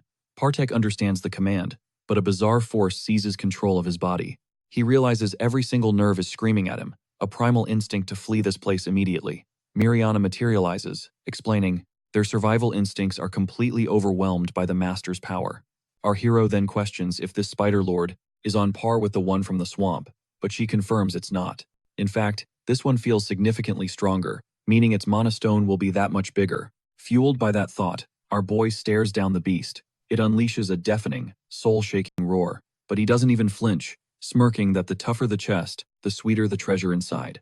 After the dust settles, our hero decides to test drive his new power on a tiny yellow spider. He unleashes his ability, and a razor-sharp mana thread slices the creature clean in two. Now sporting some new threads himself, He demonstrates his newfound control, effortlessly manipulating objects with the invisible strings. It seems that devouring the Lord's Stone granted him a second special skill, a new power called camouflage, a next-level cloaking ability. By layering it with his skin reinforcement, he can finally walk in the unfiltered sunlight. With this game-changing upgrade, our protagonist's days of hiding from the day are over. Back at the castle, a massive banquet is thrown in their honor, and everyone is fawning over our hero's striking new looks. The women are absolutely captivated, whispering about the legend who single-handedly slayed a monstrous spider. Miriam beams with pride as the girls beg him to recount the epic tale. Two young ladies then zero in on his features, asking if he has elven blood in his veins. Our boy tenses up, realizing this situation just got way more complicated. He doesn't deny it though, and one of the men roars that it all makes perfect sense now. Gofretic connects the dots, the impossibly sharp senses in the dungeon, the fluid, agile movements, and the raw, superhuman power he wielded in battle. With an ice-cold expression, our protagonist thinks to himself that he always knew he wasn't just some ordinary human. Alfred is hyped, shouting, "Who would have guessed our hero was part elf?" He then presses, asking how he managed to conceal it for so long. With a face like that, our protagonist mentally notes his friend's sharp perception, but just flashes a cool smile. "I never made any effort to hide who I am," he says flatly. Gofretic and the woman are stunned into silence by his blunt, stone-cold delivery. The knight mutters that he said it without a single flicker of emotion. Our hero comes to a realization. People will always see what they want to see, never the actual truth. But beyond the new ability, he got something else from consuming that magic stone. As one of his tattoos vanished, fragmented memories flooded his mind. In these flashes, he saw himself in a strange, unknown place, held by gentle hands, surrounded by the sound of ringing bells. All eyes were fixed on him. He's left wondering who that woman was, and if any of it was even real. With no memory of his past, the only solid thing he has to hold on to is his name. Suddenly, he's ripped from his thoughts and thrown back into the chaos of the party. Raban runs up, his face streaked with tears, pleading for our hero to save him. But Gofretic intercepts him, shouting that he heard the whole story, how Raban was nothing but dead weight in the dungeon. The kid fires back, screaming that our hero isn't even human, and that any sane person would have bolted. The knight just scolds him, promising to put him through some special training. And through all the noise, a single name echoes in our protagonist's mind: Eugene. That incident triggers a dark premonition about what's to come. He gets a gut feeling that if he keeps erasing these tattoos, he might just unravel the entire mystery of his existence, who he is, and where he truly came from. Later, in the Lord's Chamber, everyone is gathered to report on their success in the dungeon. Crema, Gofredic's third son, introduces himself, and our hero returns the formality. Lord Theon acknowledges the hardship he must have endured. The Lord then instructs our protagonist to present what he recovered, and in a move that shocks everyone, the Lord presents him with an official document, verifying his status as a free man. Document in hand, our protagonist simply says, "Thank you," as Miriam celebrates this massive win. But the moment is shattered when the Lord erupts into a violent coughing fit, his son Chimera rushing to his side. The dying man gasps that he can't rest easy, knowing his second son's ruthless ambition. But Chimera tries to soothe him, vowing to proudly lead the territory his father built. But the Lord dismisses him, saying the territory is nothing, it's the people he must protect. With young Pellet at his side, he declares that a true Lord leads his people, not just a patch of land. In his final breath, he clutches Pellet's hand and finally passes away. Our hero observes the room. While some genuinely mourn, not everyone shares the sorrow, and that's when he sees it. Kamara's eyes lock onto him, filled with a venomous glare of pure hatred and rage, a dark promise hanging in the air at the Lord's funeral. Turns out, not everyone is torn up about the chaos outside. Gelfrodic steps up, apologizing for dipping during the funeral, but Kamar is cool with it. The knight then pivots to our hero, asking if he's seriously just going to stick around. Our MC fires back that he's got to hit the dungeon one last time. It'd be a total waste otherwise. Gelfrodic thinks it's a real shame, mentioning that Count Everglow would have been a huge fan of his. With that, the knight closes the distance, offering a hand for a final handshake. A grin spreads across his face as he says it was an honor to clash with such a formidable knight. But then his expression hardens. He hopes they aren't on opposite sides the next time their paths cross. Our hero clasps his hand, and the two warriors part with mutual respect. They lock eyes with a smile, sealing the moment with a firm grip. And just like that, Gelfrodic is gone, with Rabin waving him off as our hero looks on. This leaves Pellet completely baffled, since our hero literally just said he was staying put, so he asks what the game plan is now. Partek chimes in, explaining that knights need steeds, so their next stop is the trading company. With a sly grin, he lays it out. They're copping a horse and offloading all that dungeon loot. Pellet's eyes totally light up, hyped to step up as our hero's attendant, but our protagonist throws him a curveball, telling him he won't be needing his services for a while. The kid is completely lost, with no idea what that's supposed to mean. Then bam, the scene snaps to a new location. We find Pellet grinding it out at a bustling port, hauling massive crates while some foreman screams at him to pull his weight. We learn they've landed in Marin, the biggest trade hub in the entire Kalar kingdom. Rabin is busy flexing on the other dock workers, bragging that all this dungeon loot belongs to a legendary knight. The crew is floored when they realize he's the guy who soloed a freaking live troll. Suddenly, Rabin goes off on a merchant, warning him not to handle the merchandise so carelessly. Pellet is sweating buckets under the blazing sun, feeling completely drained from the back-breaking labor. He's thinking to himself that his master's negotiations are taking forever. Meanwhile, inside an office, our protagonist is face-to-face with a businessman. The man introduces himself as Billmore, the guy who's going to handle their entire haul. Our hero is kinda shook. He never expected Partek to connect him with such a major player. He instantly gets that this is going to be a total game changer, especially since he's clueless when it comes to networking. But just then, some rando barges into the room, shattering the peace with a loud smack. He violently shoves Billmore aside, demanding to know who this Sir Eugene is. Instantly, our protagonist and Partek are on high alert, sensing trouble. The mercenary leans in close, whispering that things are about to get messy, and our hero just asks why. He breaks it down. The new guy is the vice manager's personal secretary, and they're almost certainly here to lowball them for the loot and snag it for a bargain. With his jaw set, our protagonist knows he needs to watch his back. Billmore turns to the new guy, a man named Grail, and tells him he's in the middle of closing a deal. Grail just scoffs, saying that rumors about the troll-slaying knight are all over the port, but he writes it off as some amateur move just to jack up the prices. He then slides over a special contract, with the clear intention of scamming our hero blind. But then, a suffocating pressure floods the room, and Grail is suddenly paralyzed by our boy's intense aura. Our protagonist hits him with an ice-cold glare, and the dude starts freaking out, wondering where that crushing presence is coming from. Panicked, he sputters out that he's the vice manager's secretary, and claims this is a massive opportunity. With a death stare, our hero cuts him off, demanding to know what he means by opportunity. The man stammers that it's a chance for him to unload all his items under much better conditions. Our protagonist just echoes his words back, his suspicion practically radiating off him. Now completely terrified, the secretary blurts out that the guild's vice manager herself will personally oversee the transaction.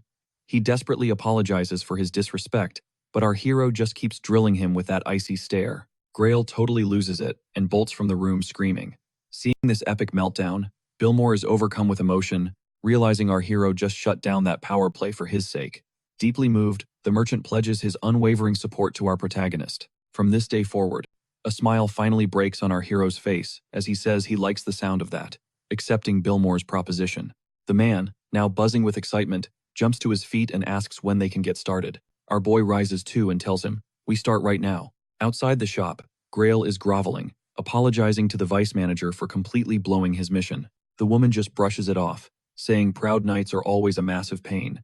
A sinister smile creeps across her face as she says, they'll get their payback using their power as merchants, since their target is just some broke knight who can't even afford a proper horse. She orders Grail to give our hero a gift he can't possibly refuse. A little later, Pellet is absolutely floored to learn that he's the one staying behind, to sell off the spoils. Our protagonist confirms it, ordering him to sell every last thing he brings to Billmore. The young man's face just falls, and he asks why he's getting benched again. This time, he even questions if his skills are lacking, offering to start training immediately. Our hero stops him cold with a simple question. What is the true role of a squire?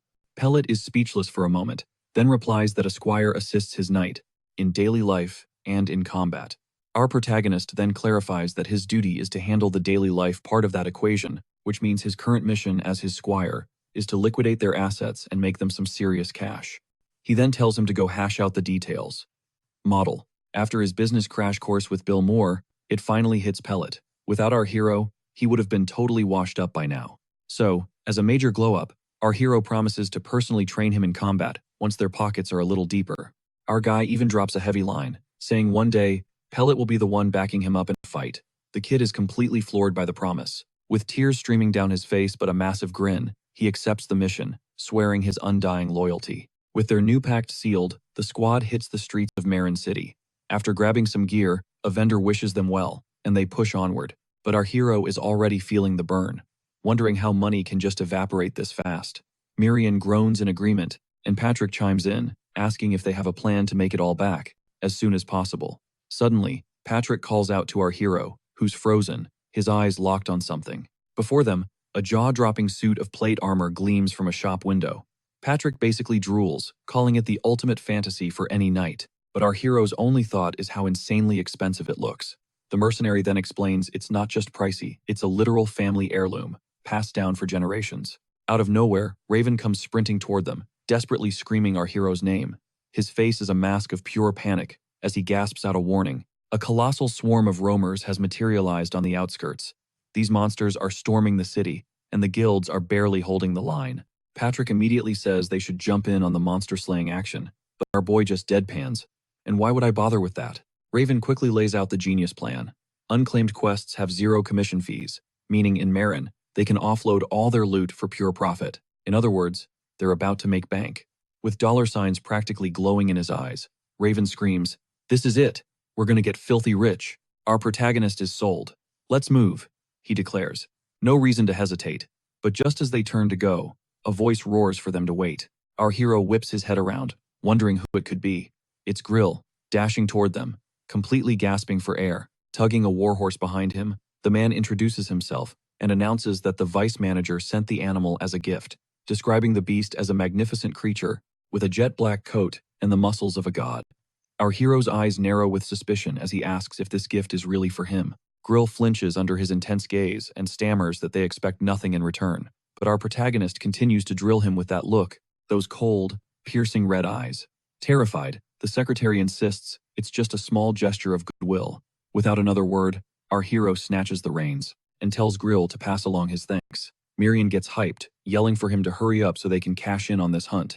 Raven is absolutely floored by the horse's explosive speed and shouts, "What are we supposed to do?" Patrick just bellows for his men to start running and chase their leader into the fray. The scene cuts to the city's outskirts, where a pack of goblins lurks in the forest. Abruptly, one of the monsters snaps its head to the side, sensing something deeply wrong. That's when our hero on his new steed blitzes through the trees like a shadow. He crashes onto the scene, instantly obliterating one of the monsters as he passes. Miriam's face drains of color. She whispers that the scale of this attack is way too big, fearing the frontline guild members have already been wiped out. But our protagonist just smirks. "Good," he says. With an ice-cold glare, he makes his intentions crystal clear. "I don't like sharing my loot." And with that, the warhorse thunders forward, trampling everything in its path. Sunlight streams through the trees as he closes in on his destination. He bursts onto the main battlefield to find an army clashing with hordes of monsters. There, a lone knight named Medrica is desperately holding off a swarm of orcs, all on her own. "You wretched beasts," she screams. "You will never get past me." But the monsters just surge forward like a tidal wave, completely surrounding her and closing in for the final, brutal attack. The knight tries to break free, but her horse is violently knocked out from under her. Even as she hits the dirt, she proclaims herself the Knight of Justice, of Marin. But her bravado vanishes as she realizes she's hopelessly cornered. The monsters just leer down at her, their faces twisted with pure malice, as they raise their weapons. In a final, desperate plea, the knight screams for her life. An orc swings its massive club, but the blow is stopped at the last possible second by a flash of steel. Our hero makes his grand entrance, a dark silhouette on his imposing black steed. Without a single wasted motion, he transforms into a whirlwind of death, cutting down every monster around him. Medrica can only stare, stunned by his inhuman speed, as he effortlessly dismantles the entire orc pack. In the blink of an eye, every monster that surrounded her lies dead. The knight breathes out a thank you and asks for her savior's name, but a surviving orc suddenly lunges at her from behind. Our protagonist faces it without flinching, but before he can act, Medrica spins and eliminates the threat herself, turning back to our hero with a grin. Our guy just asks why she's trying to get his name in the middle of a war zone. He points out that, if they both end up kicking the bucket here, his name isn't going to matter much anyway. The knight actually laughs, admitting he's got a point and that she understands. With a confident smile, she declares she'll just ask him again when they make it out of this mess alive. Later, back in the safety of the city, she's telling the story to everyone. She recounts how hundreds of goblins ambushed them on the road. She boasts that, at the very last second, she single-handedly wiped them all out, without hesitation, and in a blaze of glory, they emerged victorious, having bravely protected the city of Marin. That's when a man in the crowd raises his hand to ask a question. So, who is this legendary knight she keeps hyping up? With a dead serious expression, she drops a bombshell. The hero's name is Yan Yujin. The entire room is reeling. They all recognize that name, the absolute legend who cleared the dungeon. The crowd outside erupts, going completely wild. His name becomes a roaring chant that echoes through the city's arteries. Watching from a high window, a man observes the chaos, noting that the whole city is screaming for him. This is Louis Farin, the city's mayor, and he's already paranoid that Eugene is about to become a major problem to manage. The mayor turns to his granddaughter, Priscilla, asking if they should just let this play out, but she fires back that the greater a knight's glory, the more devastating their downfall. Priscilla then leans in, asking if Grandpa has heard the latest tea on Yan Eugene's attendant. With a cunning smile, she spills it all. The kid is none other than the illegitimate son of House Taiwan. Mayor Louis Ferren is stunned as all the pieces start clicking into place. She breaks it down. Eugene's entire goal is to earn enough cash to back the secret heir. If they actually pull it off, the pair would forge a powerful connection with the future leader of House Taiwan. The mayor, impressed, admits he finally sees his granddaughter's master plan. And for that very reason, he agrees to dispatch a special gift to our hero as a sign of their city's gratitude. He even puts her in charge of delivering it, and she graciously thanks her grandfather. Later that night, moonlight bathes the Merchant Guild's headquarters. Priscilla swirls a cup in her hand, thinking to herself that a thirsty man will always search for water. She muses that a true merchant only sees one road to victory. With a wicked grin, she reveals her strategy: dig the well and simply wait for him to fall in. And right on cue, our hero walks, completely unsuspecting, straight into the lion's den. The doors creak open. She's there, waiting for him to swallow every last drop of the bait she offers. With a practiced smile, she welcomes our protagonist into the guild. Now, decked out in a gleaming new suit of armor, our hero introduces himself as the savior of Marin. He announces he's just there to offer his thanks, but she smoothly invites him to take a seat and chat for a while. Priscilla sizes him up, wondering if this is really the knight from all the epic stories. He's nothing like the warriors she'd imagined, but she slaps on a super fake smile anyway. She tells him the mayor's gift suits him perfectly. Priscilla details how the armor is forged from a blend of iron and ogre bone, then asks how it feels. Our hero replies that it'll definitely make the next dungeon run smoother. Our boy expresses his gratitude, adding that thanks to her, his crew is in much better shape. With that same sinister smile, Priscilla claims she never expected anything in return, but just as she's about to spring her real proposal, our hero gets up to bounce. He casually mentions he'll swing by again after the dungeon suppression is wrapped up. Eugene then hits her with a reminder: their contract is officially over after this. This might be the last time they ever speak. He drops the bomb that his new focus is exclusively on farming magic stones, and her face just crumples. She goes from calm to completely livid. Desperate, she shouts for our protagonist to wait, pleading with him not to go. Our hero pauses, but doesn't give her a single word. She scrambles to her feet, insisting there's still something they need to discuss. Our boy turns back, asking what that could possibly be. With pure venom in her eyes, Priscilla glares at him and says, "You can't play dumb forever." She then starts listing off the expenses: the top-tier armor, the warhorse, the 5-star meals. One of her goons even chimes in, confirming that the dungeon loot didn't even cover half the bill.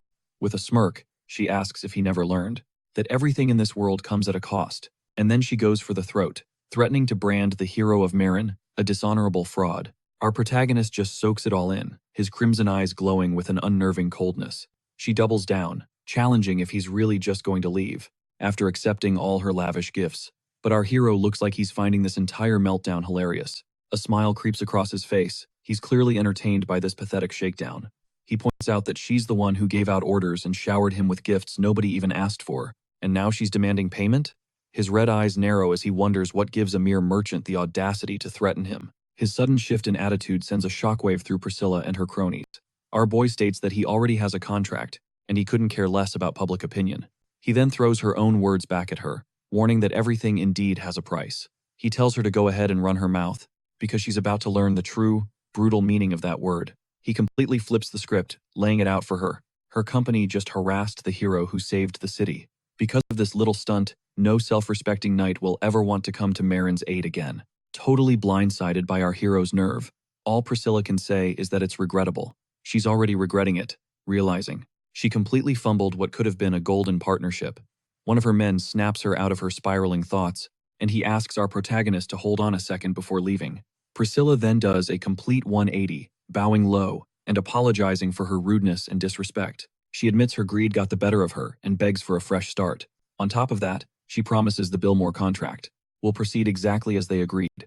She She thinks to herself that while most knights are just chasing clout, this one is built different. She finally gets it. Our hero is far too dangerous to make an enemy of. Her merchant's intuition is screaming at her now, telling her this is a player she can't afford to ignore. And with that realization, she decides it's time to completely overhaul her strategy with him. Our hero then says he's willing to at least hear her out, but he warns her that the offer better be good enough to make this whole mess worthwhile. Priscilla immediately thanks him for his mercy and for giving her another chance. Meanwhile, back in the forest, Miriam is complaining that the armor is all for show. Model. A beaming Partek starts gassing up our hero for the contract, and Miriam is just glowing with pride. He lays it out that the trading company is a colossal, empire-wide operation with literally hundreds of branches, that even cuts deals with demon realms in the area, offering up unlimited dungeon access. That's a straight-up power move. Partek is impressed, but our boy just shrugs it off, saying he only did it because they were getting on his nerves. Out of nowhere, one of the new mercs scoffs that some shiny getup doesn't make you a knight, and with a nasty smirk, he asks if our hero even knows which end of the sword is the pointy one. Miriam's eyes flash with anger at the disrespect, but our protagonist just lets the trash talk roll right off his back. Just then, Kamara shows up, declaring our hero's timing is perfect. He addresses him as Lord Tuan, and our boy gives a cool nod in return. Kamara explains that his brother went and hired a new batch of mercenaries for the dungeon dive. He recalls how the last crew was a real piece of work and ended up as Wolf Chow, and this new squad is giving him some serious deja vu. That's exactly why, for this dungeon raid, he needs our hero to step up as the commander. The group's loudmouth leader immediately shoves his way into their conversation, and with a nasty glare, sneers if he's the commander who's about to get himself killed. The other mercenaries are visibly shook, and Rabin explodes, calling it shameless blasphemy. The leader, however, claims he hates to be that guy, but this ain't a field trip. Down in a dungeon, a man's life is dirt cheap, so you gotta plan for the worst. A cold smile plays on our hero's lips as he stares down the man, who now stammers out the word commander. Eugene just agrees, saying if he kicks the bucket, the chrome-domed idiot can take charge. Miriam shoots the man a death glare, but our protagonist signals he's already on top of it, because he's 10 steps ahead, fully aware this is a trap orchestrated by the jealous snake, Bertel. He knows. The whole game plan is to use these hired thugs to take him out, but a predatory grin spreads across his face as he thinks how much fun it's going to be to absolutely wreck their little scheme. Inside the dungeon, Miriam channels her magic as our hero gets into a combat stance, and without a single wasted motion, he explodes forward, carving a path through the swarming goblins with his blade. He's a blur of deadly motion, dropping monsters left and right. With one clean arc of his sword, another goblin falls, and he continues his solo push deeper into the horde. The steel of his blade punches straight through a monster's skull. The mercenary leader has to admit, the rumors about this guy weren't just hype, they were an understatement. Our hero is holding the front line by himself, mowing down dozens of enemies without even breaking a sweat. It's like watching an impenetrable wall that makes you feel invincible, just standing behind it. The merc decides he needs to watch like a hawk for an opening to make his move. With his poisoned dagger, all he needs is one tiny scratch. Our hero suddenly calls out, warning them to get ready, because the mid-tier mobs are about to spawn. He looks back at the group one last time, telling them that only those who are truly ready for this smoke should follow him. The mercenary leader grins, saying, if the commander is diving in, so are they. This is their big chance. But just as Partek and Rabin move to follow, the leader holds them back, telling them to hang tight for a second. Partek, shocked, realizes our hero is playing 4D chess with this whole strategy. Meanwhile, our protagonist plunges alone into the oppressive, ink-black darkness of the caves. His mind flashes back to the last time he was here, fighting alongside the knight Galfredrick. An image of his old comrade materializes in his thoughts. He reflects that Galfredrick was a true leader, a man who always led the charge from the very front. With him, they could have cleared this dungeon even with this squad of total scrubs. Suddenly, our boy freezes mid-stride, lost in a moment of deep contemplation right there in the pathway. He finds himself wondering what the legendary knight would have done in his shoes. And that's the cue. The mercenaries finally drop the act, surrounding him and revealing their murderous intent. Farrell is grinning from ear to ear. He sneers that they've finally ditched the friendly facade. That's when Miriam appears, and our hero says that if they're all so eager to die, he's more than happy to grant their wish. The men panic, screaming for him to wait, not understanding what's happening as the tiny fairy unleashes an insane spell, with the most wicked smile imaginable. A shockwave of pure energy erupts, instantly snuffing out every torch and plunging them into absolute darkness. Terrified, the mercenaries start freaking out, wondering how he can use magic too. In the blackness, the leader yells for them to stay calm and relight the torches. However, From the suffocating chaos, two crimson eyes flare to life in the void. One of the mercenaries screams in pure terror, shouting that he can't see a thing. A moment later, he's abruptly silenced, and the leader roars for everyone to fight back. But amidst the frantic sounds of clashing steel and agonizing screams, one of the men has a horrifying realization. They're slaughtering each other. Our hero has unleashed his new ability, weaving crimson threads of control. With his eyes glowing with power, he puppeteers the men as the bloody carnage escalates. The leader, now in a full-blown panic, fumbles to strike a flintstone to create a spark. He figures in this chaos, it's the perfect cover to ditch his crew and make a run for it. But the man freezes, completely stunned by what he realizes, because he can't hear anything. He's wondering why all the screaming just stopped.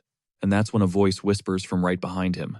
Cloaked in the cave's oppressive darkness, a chilling smile spreads across his face as he asks if the mercenary truly requires a light. Our hero then obliges him. He points out that human eyes are pathetically weak in the pitch black. The sudden flare of light illuminates a total bloodbath, and he taunts the man, asking if his vision has improved.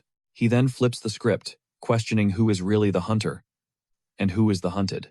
The mercenary leader can only call him a monster. In response, our hero flashes a set of terrifyingly sharp fangs. Meanwhile, back at the castle, a violent storm is ripping through the night.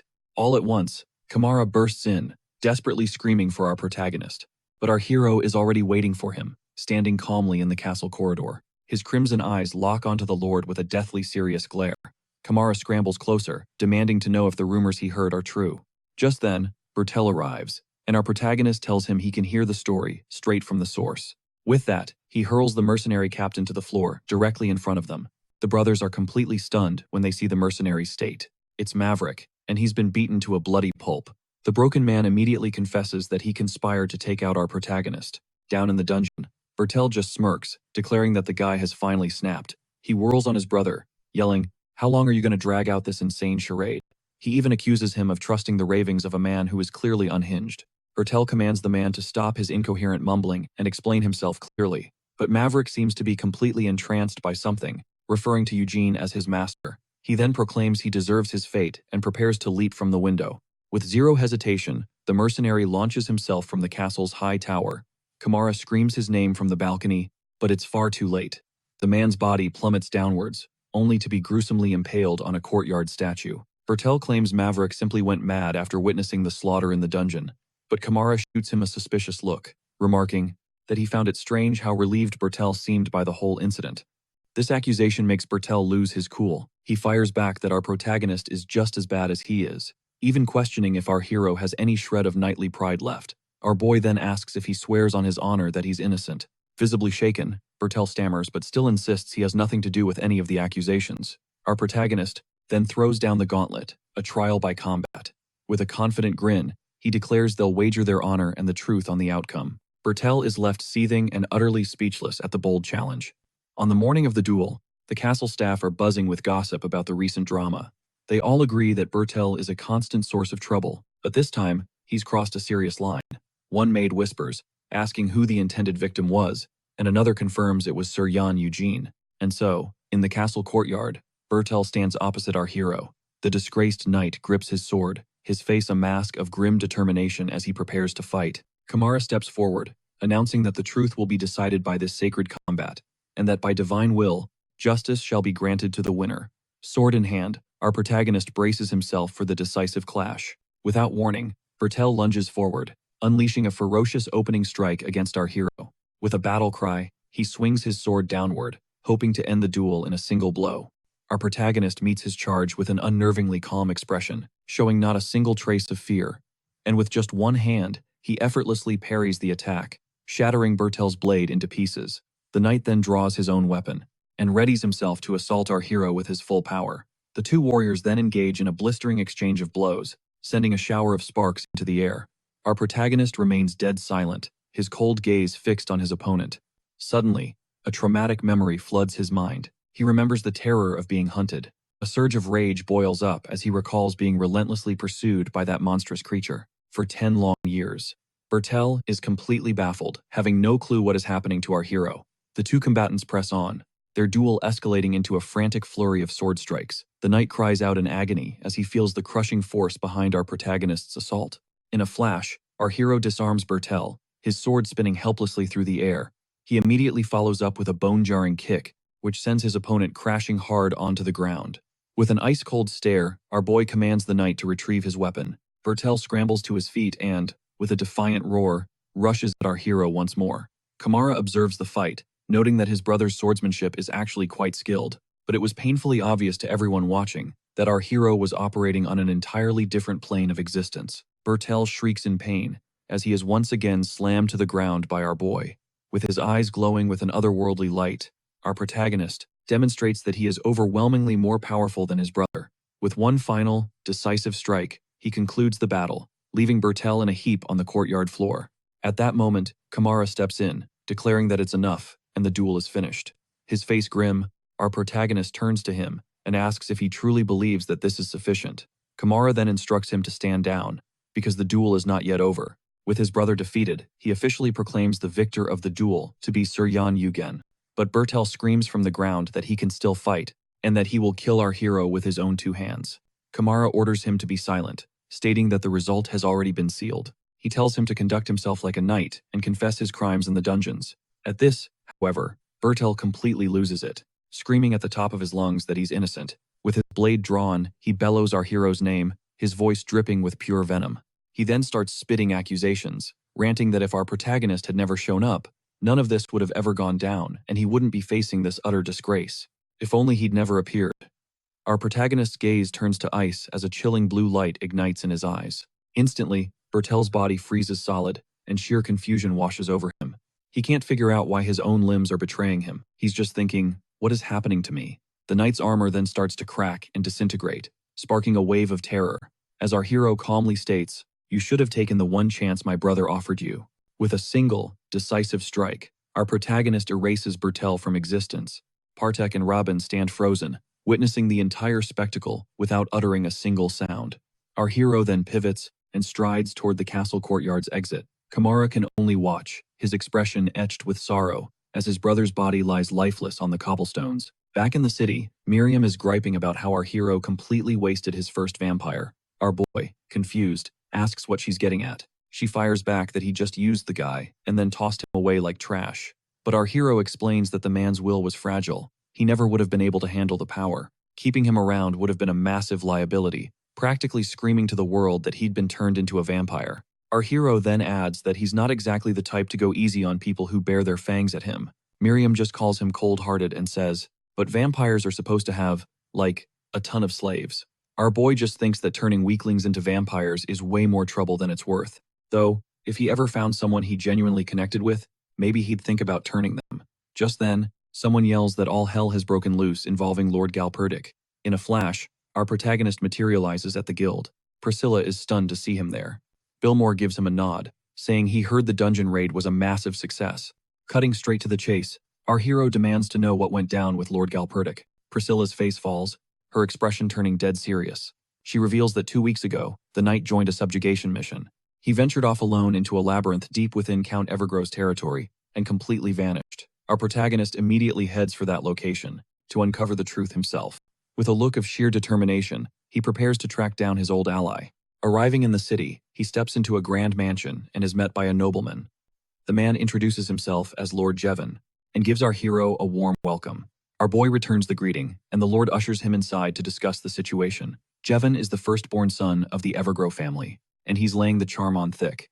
He claims Galperdic's own ambition got the better of him, pushing him to explore the upper levels solo. Our hero repeats his words, a skeptical glint in his eye. Jevon doubles down, confirming they haven't dared to set foot in that place for over a century. Jevon elaborates that the labyrinth's ancient and powerful master holds dominion over that entire domain. Out of nowhere, another man chimes in, saying Galperdic made a mess for everyone. Jevon introduces him as Sir Lujets, a knight sworn to his house. The man greets our hero, mentioning he's heard all about their famous duel, and then, with a smirk, he drops a bombshell. Turns out the two of them have something pretty interesting in common. He also won the family tournament, and he crushed Galperdic too. Jevon quickly cuts in with a fake apology, saying this just proves how skilled the missing knight truly was. He then probes, asking if our hero and Galperdic shared a profound bond of friendship. Our protagonist confirms it, his stare like daggers, which clearly gets on Miriam's nerves.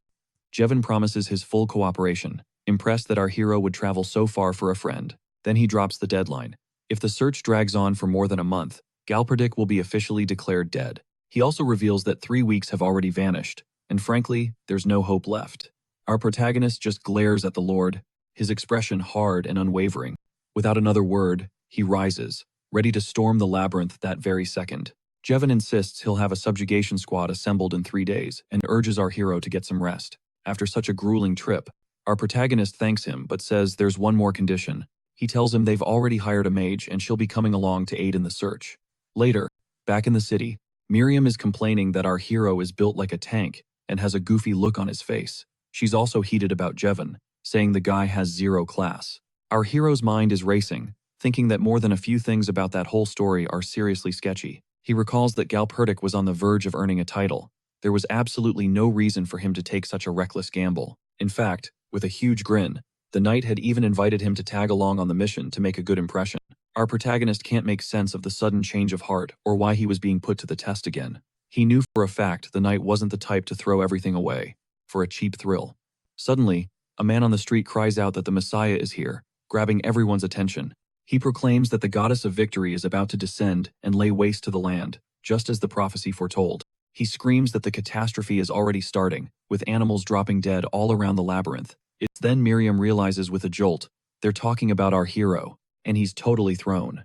This dude starts screeching for everyone to offer up their flesh and blood as a sacrifice, promising that if they do, some Messiah is going to drop down and save this cursed land.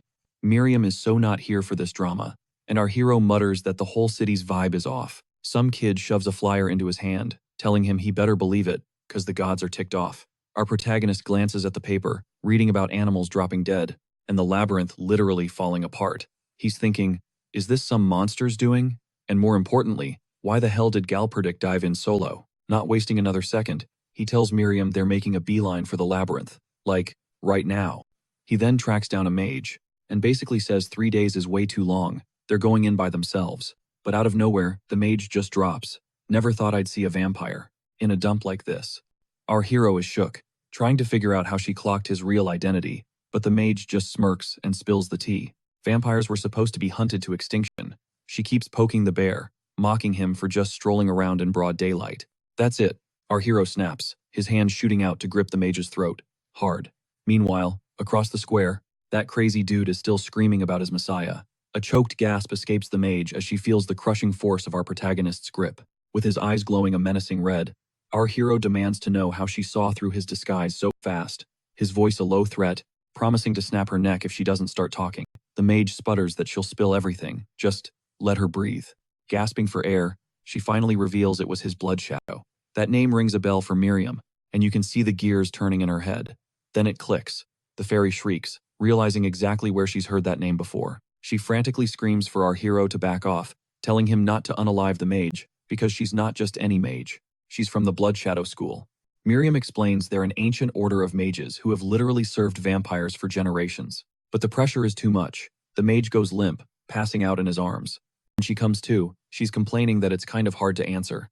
When someone is choking you out, our hero actually apologizes, and Miriam quips he's starting to sound like a total villain. The mage then properly introduces herself as Sereno, a Ramari of the Shadow School, explaining that their unique magic lets them sense a vampire's presence. And plot twist, she was already looking for him, sent by the young master, Jevon. Our hero is fuming, thinking he's going to stitch Galperdic's mouth shut for good when he finds him. Sereno then drops another bomb. She was part of the subjugation team. The day Galperdic disappeared, our hero demands the full story, and she explains she was just trying to farm some monster spoils and signed up to clear the Evergrow, Count's Labyrinth. The place had a gnarly reputation, but the whole crew was moving with major confidence. Then, out of nowhere, a violent earthquake rocks the labyrinth, the very ground shaking beneath them. The floor gives way, and she's sent plummeting, but a hand shoots out and grabs her at the last possible second. It was Sir Galperdic, who'd been covering their six. He saved her life, but in her place, he was the one who plunged into the endless, dark abyss. After she made it out, she overheard the survivors blaming Galperdic for the earthquake, claiming he triggered some gate to the upper levels and caused the entire catastrophe. Sereno admits she wanted to tell our hero the truth, knowing they were friends. Our protagonist's mind is reeling. This story is completely different from what Jevon told him. Did the Lord straight up lie? Or was he fed some bogus intel? Then, Sereno reveals she saw something else in that chaos, something strange. She says that deep in the abyss where the night fell, she saw a massive, terrifying eye painted on the chasm floor. Our hero is stunned, and she doubles down, confirming it was definitely an eye. She then connects the dots back to those cultists, handing out flyers in the town square. The symbol on that flyer? It was the exact same eye she saw at the bottom of the pit. Meanwhile, in some shadowy chamber, the cultists are bowing before the symbol of the giant eye, one of them chanting that the Messiah who will grant them salvation is about to awaken. Cut to the labyrinth entrance. One of the grunts confirms their supplies are all stocked up. Lugitz then turns and asks our hero how it feels to be reuniting with his buddy. Coldly, our hero replies he just hopes he's not dragging a corpse back. The knight just scoffs, saying Galpertic isn't the kind to go down without a fight. He even lets out a laugh and says, our protagonist sure has a lot of faith in his friend. In his head, our hero admits he wanted to storm the labyrinth way sooner, but he had to keep a close watch on a snake like Lugitz, just in case. He knows his friend survived for 3 weeks, so he can hang on for another 3 days. Suddenly, a squad of Templars rolls up and greets our hero. They announce they're Templars from the House Evergrow Monastery, and then they say, it's an absolute honor to fight alongside such a pious and devout knight. Miriam has to physically stop herself from bursting out laughing at them, calling a vampire pious. Even Lugitz is caught off guard, since Templars rarely give a knight the time of day, and with a sly grin, he wonders if our protagonist is some kind of, I don't know, vampire paladin? Right at the mouth of the labyrinth, our hero pulls Pardik aside for a private chat. They finally make camp, and our protagonist warns everyone to stay sharp. As for Miriam, she's completely captivated by this dangerous new world, claiming the area is practically flooding with water energy. Pardik counters, arguing this zone feels different, like it was engineered purely for survival. Our hero figures if things get really bad, this could be the ultimate safe house. But then, Lugitz appears out of nowhere, remarking, it's the perfect hideout for scumbags. Lugitz then lays on the praise, telling our hero his abilities are truly something else. With a smug smile, he tells our protagonist to chill out, insisting the only person he should be betting on right now is himself. Our hero fires back that for a supposedly mapped-out dungeon, they're taking an insane number of losses. Lugitz just cackles, calling them mere sacrifices for the labyrinth. That's when our protagonist's eyes flash a dangerous crimson, and a violent tremor rocks the entire dungeon, stunning everyone.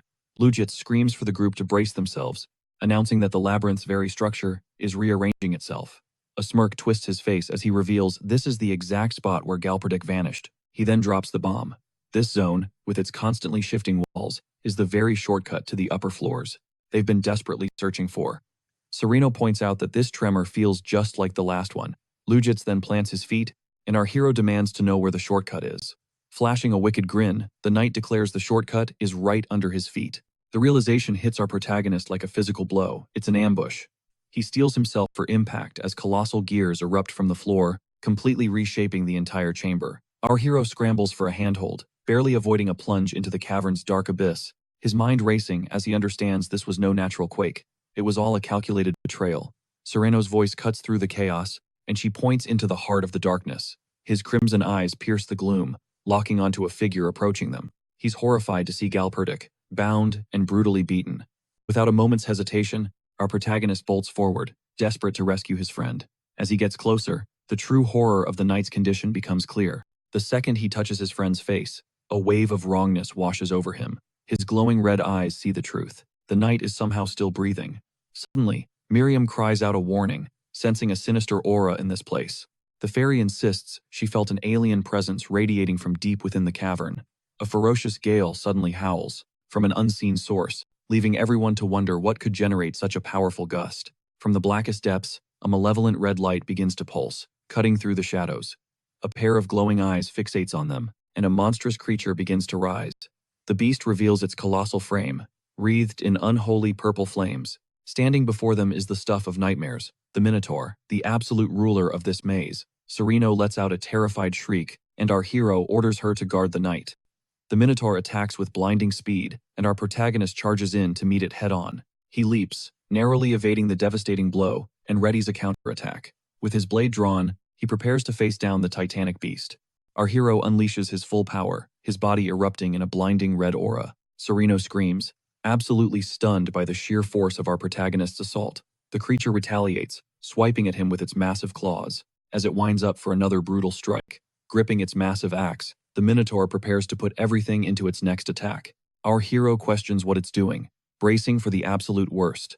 A crimson light intensifies, and the creature unleashes a cataclysmic blast. The shockwave obliterates their surroundings, sending both our protagonist and the knight flying. Galperdic is hurtled helplessly through the air, and our hero can only watch in shock. His instincts take over, and he lunges desperately through the air to save his friend from the fatal drop. His fingers stretch out, grasping at empty air, just inches away from saving him. Utterly desperate, our protagonist screams his friend's name as he plummets, but a sudden spell freezes him in midair, leaving him completely baffled. With his eyes glowing intensely, our hero tries to make sense of what just happened. Sereno's voice cuts in, warning him that the monster is a high-tier minotaur, a beast so powerful that even a vampire charging in recklessly would be annihilated. His face twists in a furious snarl, his sharp fangs on full display as he glares at her. Dagger at the ready, she stands her ground, and the two stare each other down, the tension thick enough to cut. Our protagonist hisses that she's crossed a line, spitting her name like a curse. Sereno fires back with an apology, saying she couldn't just stand by and watch a vampire commit suicide. A frontal assault on a minotaur is a losing battle with almost zero chance of survival. She insists that if he truly wants to save the knight, he needs to get his head on straight. The mage then wonders aloud if this labyrinth is even physically large enough to contain a monster like the minotaur. Just then, our hero's gaze is drawn to a blue light materializing on the wall. Lujitz's voice echoes, mocking that he never knew the mage could wield earth magic. He adds that she only survived because of Galperdic, calling the knight a total weirdo. Sereno's eyes blaze with fury as she screams his name with raw, unfiltered hatred. The memory flashes through her mind, and she's crushed by the guilt of her failure. A wave of rage and realization crashes over our hero. This was all his fault. He was the one who put Galperdic in this unwinnable situation. Then, Lujitz begins to speak again. Model. He basically paraded his buddy in front of the Lord just to prove some twisted point about loyalty, then immediately whips around and grabs our protagonist. He has the nerve to call him rude for calling him out on his BS, but our hero instantly feels it a dark, warped aura, and he realizes with his crimson eyes that something is seriously wrong with this knight. Without a second's hesitation, he prepares to unleash everything he's got on this guy. Then, our protagonist launches his assault, and just as he moves, a strange tattoo on Lujitz's hand erupts with an ominous glow. That's when it dawns on Sereno that monstrous strength isn't his own. A volatile purple aura explodes from the knight's body as he taps into an inherited power. She quickly explains that the crest is the source, granting him this forbidden ability. And it's forbidden for a damn good reason. The magic works by literally siphoning power from non-human beings and forcing it into people. Lujitz just scoffs, claiming forbidden magic is just a label made up by the elites to hoard all the power for themselves, and that his crew are the real chosen ones, the ones who will survive when the world descends into chaos. But our hero cuts him down, saying he stole someone else's power just to beat Galperdic. And after all that, he had the audacity to brag about it like the skill was his. With a predatory grin, our protagonist sneers, "First, I'm going to remind you of your place." The two of them collide, and a raw, crimson aura erupts from our hero's body. Their energies clash, and a cataclysmic explosion tears through the room. Sereno is absolutely floored by the raw power on display. She wonders out loud if a regular vampire could ever put out that kind of force. With a smug grin, Lujitz fires back, "You're not the only one who was hiding their true strength." Then, with a devastating punch, he throws everything he's got at our protagonist. Our hero immediately fires back a counter, and a violent purple aura flares to life around his body. In the middle of the brawl, the knight warns, "I have zero intention of holding back." The sheer force of the blow sends Sereno flying, a scream of agony ripped from her lungs. As she tumbles, Lujitz announces, "All the secrets of this labyrinth have finally been revealed," and with a sickening smile, he tells our protagonist to just lay down and die in silence. Our hero screams Sereno's name, bracing himself for the end. But the mage moves in a flash, frantically weaving her magic. She conjures a shimmering shield to protect our protagonist just in the nick of time. Lujitz just stares our hero down, his gaze locked on with cold, lethal determination. With his red eyes blazing, our boy squares up, ready for the final showdown. The knight suddenly vanishes behind a wall, watching our hero's every move. Then, he strikes like a viper, his sword slashing towards our protagonist's face with a soulless look in his eyes. Lujitz presses his assault without a shred of mercy, and with his sword raised high, he prepares to land the final, killing blow on our hero. The knight thinks to himself that he'd heard the rumors about this kid's strength, but reality far surpassed any of the stories. Smirking, he admits that using Galperdic as bait was absolutely the right call. With a malicious grin, Lujitz declares that the final sacrifice is about to be made. Suddenly, Sereno's magical circle shatters into a million pieces, and she screams in pure agony. The mage then gasps, warning that her magic is completely useless in this area. Sereno then calls out, asking where our hero is going, but he completely blanks her. A wave of guilt washes over the mage, and she wonders why she ever got dragged into this mess. Terrified, she frantically wonders what kind of horrific inferno this place is. She even thinks she should have just pretended she saw nothing and ran for the hills. But then, she spots our hero holding Galperdic in his arms. Our protagonist is carrying the knight, who is completely battered and out cold. He looks to the mage and demands to know if she can save his friend's life. Our hero's glare turns to ice as he tells Sereno that wasn't an answer to his question. Frozen with fear, the mage goes completely silent, not having a clue what to say to him. She finally stammers that she'll give it her all and starts channeling her healing magic into the knight. Out of nowhere, Miriam materializes, warning them that there's no way out of this room. She says it feels like they've reached the very end of the labyrinth, a totally isolated boss room. The fairy explains that this is what she was trying to warn him about. She has zero control over anything in here. Even as a powerful water spirit, she's helpless, and that massive pool of blood has a bizarre and unnatural consistency. Our protagonist stares down at the pool, his expression grim and suspicious, wondering if those are the same eyes the mage saw at the bottom of the abyss. Our hero then demands to know why she can't control the pool of blood. Suddenly, a grotesque blood monster starts to form out of the pool on the ground. The creature pulls itself up and locks onto our protagonist with a dead, empty gaze. And to everyone's absolute horror, the Minotaur also regenerates, groaning as it gets back on its feet. Our hero immediately tells Miriam, "Find an opening for us to escape." He then turns to face the colossal monster, steeling himself for the insane battle about to go down. Sereno continues to frantically pour healing magic into Galperdic, who's still completely unconscious. With his red eyes glowing, our protagonist decides he needs to immobilize that monster, and fast. With his sword gripped tight, he explodes forward, attacking the creature with every ounce of his being. Our hero unleashes his ability, summoning a volley of razor-sharp red claws. The attack slams dead on into the Minotaur, but the beast doesn't even seem to register the hit. Our protagonist relentlessly continues his assault, hammering it with all of his strength and power. He uses his ability again, blasting the monster with claws made of blood. Suddenly, his sword shatters against its hide, and he's left stunned by the enemy's insane resilience. With a grim look, our hero clutches the broken hilt of his weapon. The creature rears back to retaliate, and a blinding yellow light begins to gather in its mouth, crackling with raw, destructive energy. Sidestepping the searing energy beam, our guy explodes forward, instantly erasing the gap for a brutal, in-your-face assault. He unleashes a bone-shattering right hook, connecting squarely with the colossal beast's jaw. Soaring through the air, he coils for a strike meant to end it all. But in that split second, it dawns on him a regular sword. Ain't gonna put a dent in this beast. His hand flares with a crimson glow. Aight, bet. He'll just have to improvise. A blade forged from his very essence materializes in his grip. With this new weapon humming, our guy squares up against the monster, and the look in his eyes says it all. The real fight starts now. He explodes forward, unleashing a blood spear and a lightning-fast jab straight at the Minotaur's chest. Weaving past a wild swing, he pivots instantly for a counter.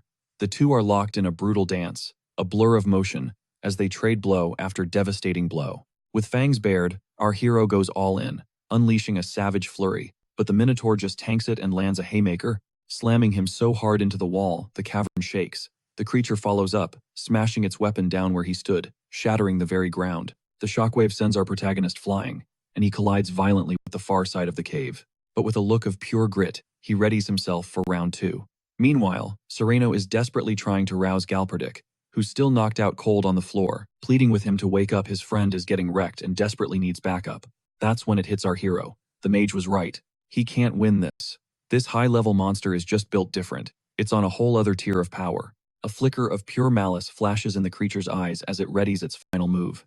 Our protagonist knows he's so screwed, but he braces for impact anyway, pouring every last drop of his power into one last-ditch defense. A brutal cage of claws erupts around him, but he's caught clean by the enemy's blow, an attack that just shreds right through him, turning him into Swiss cheese. Sereno's horrified scream echoes through the cavern as she braces for the inevitable. Absolutely mangled, our protagonist glares at the monster, pure fury blazing in his eyes. He's suddenly thrown back, remembering that same gut-wrenching helplessness he endured for more than a decade. Fueled by rage, he lunges with his blood claws, throwing everything he has left at the Minotaur. But a new, sharper agony rips through him. Why does it hurt so much more now? A blood-curdling scream is torn from his throat, as he is brutally smashed into the cavern floor. Beaten and broken, he can only watch as the colossal creature looms over him, ready to deliver the finishing blow. Lying there, our protagonist stares up with a hollow gaze, and for a second, he wonders why he's fighting this hard to save that guy. Just then, Galperdic's eyes flutter open, his vision clearing to the horrifying sight of our hero, down and absolutely covered in wounds. His eyes go wide with shock, staring at our protagonist in utter disbelief. He can't process it. Why would this guy risk it all just to save him?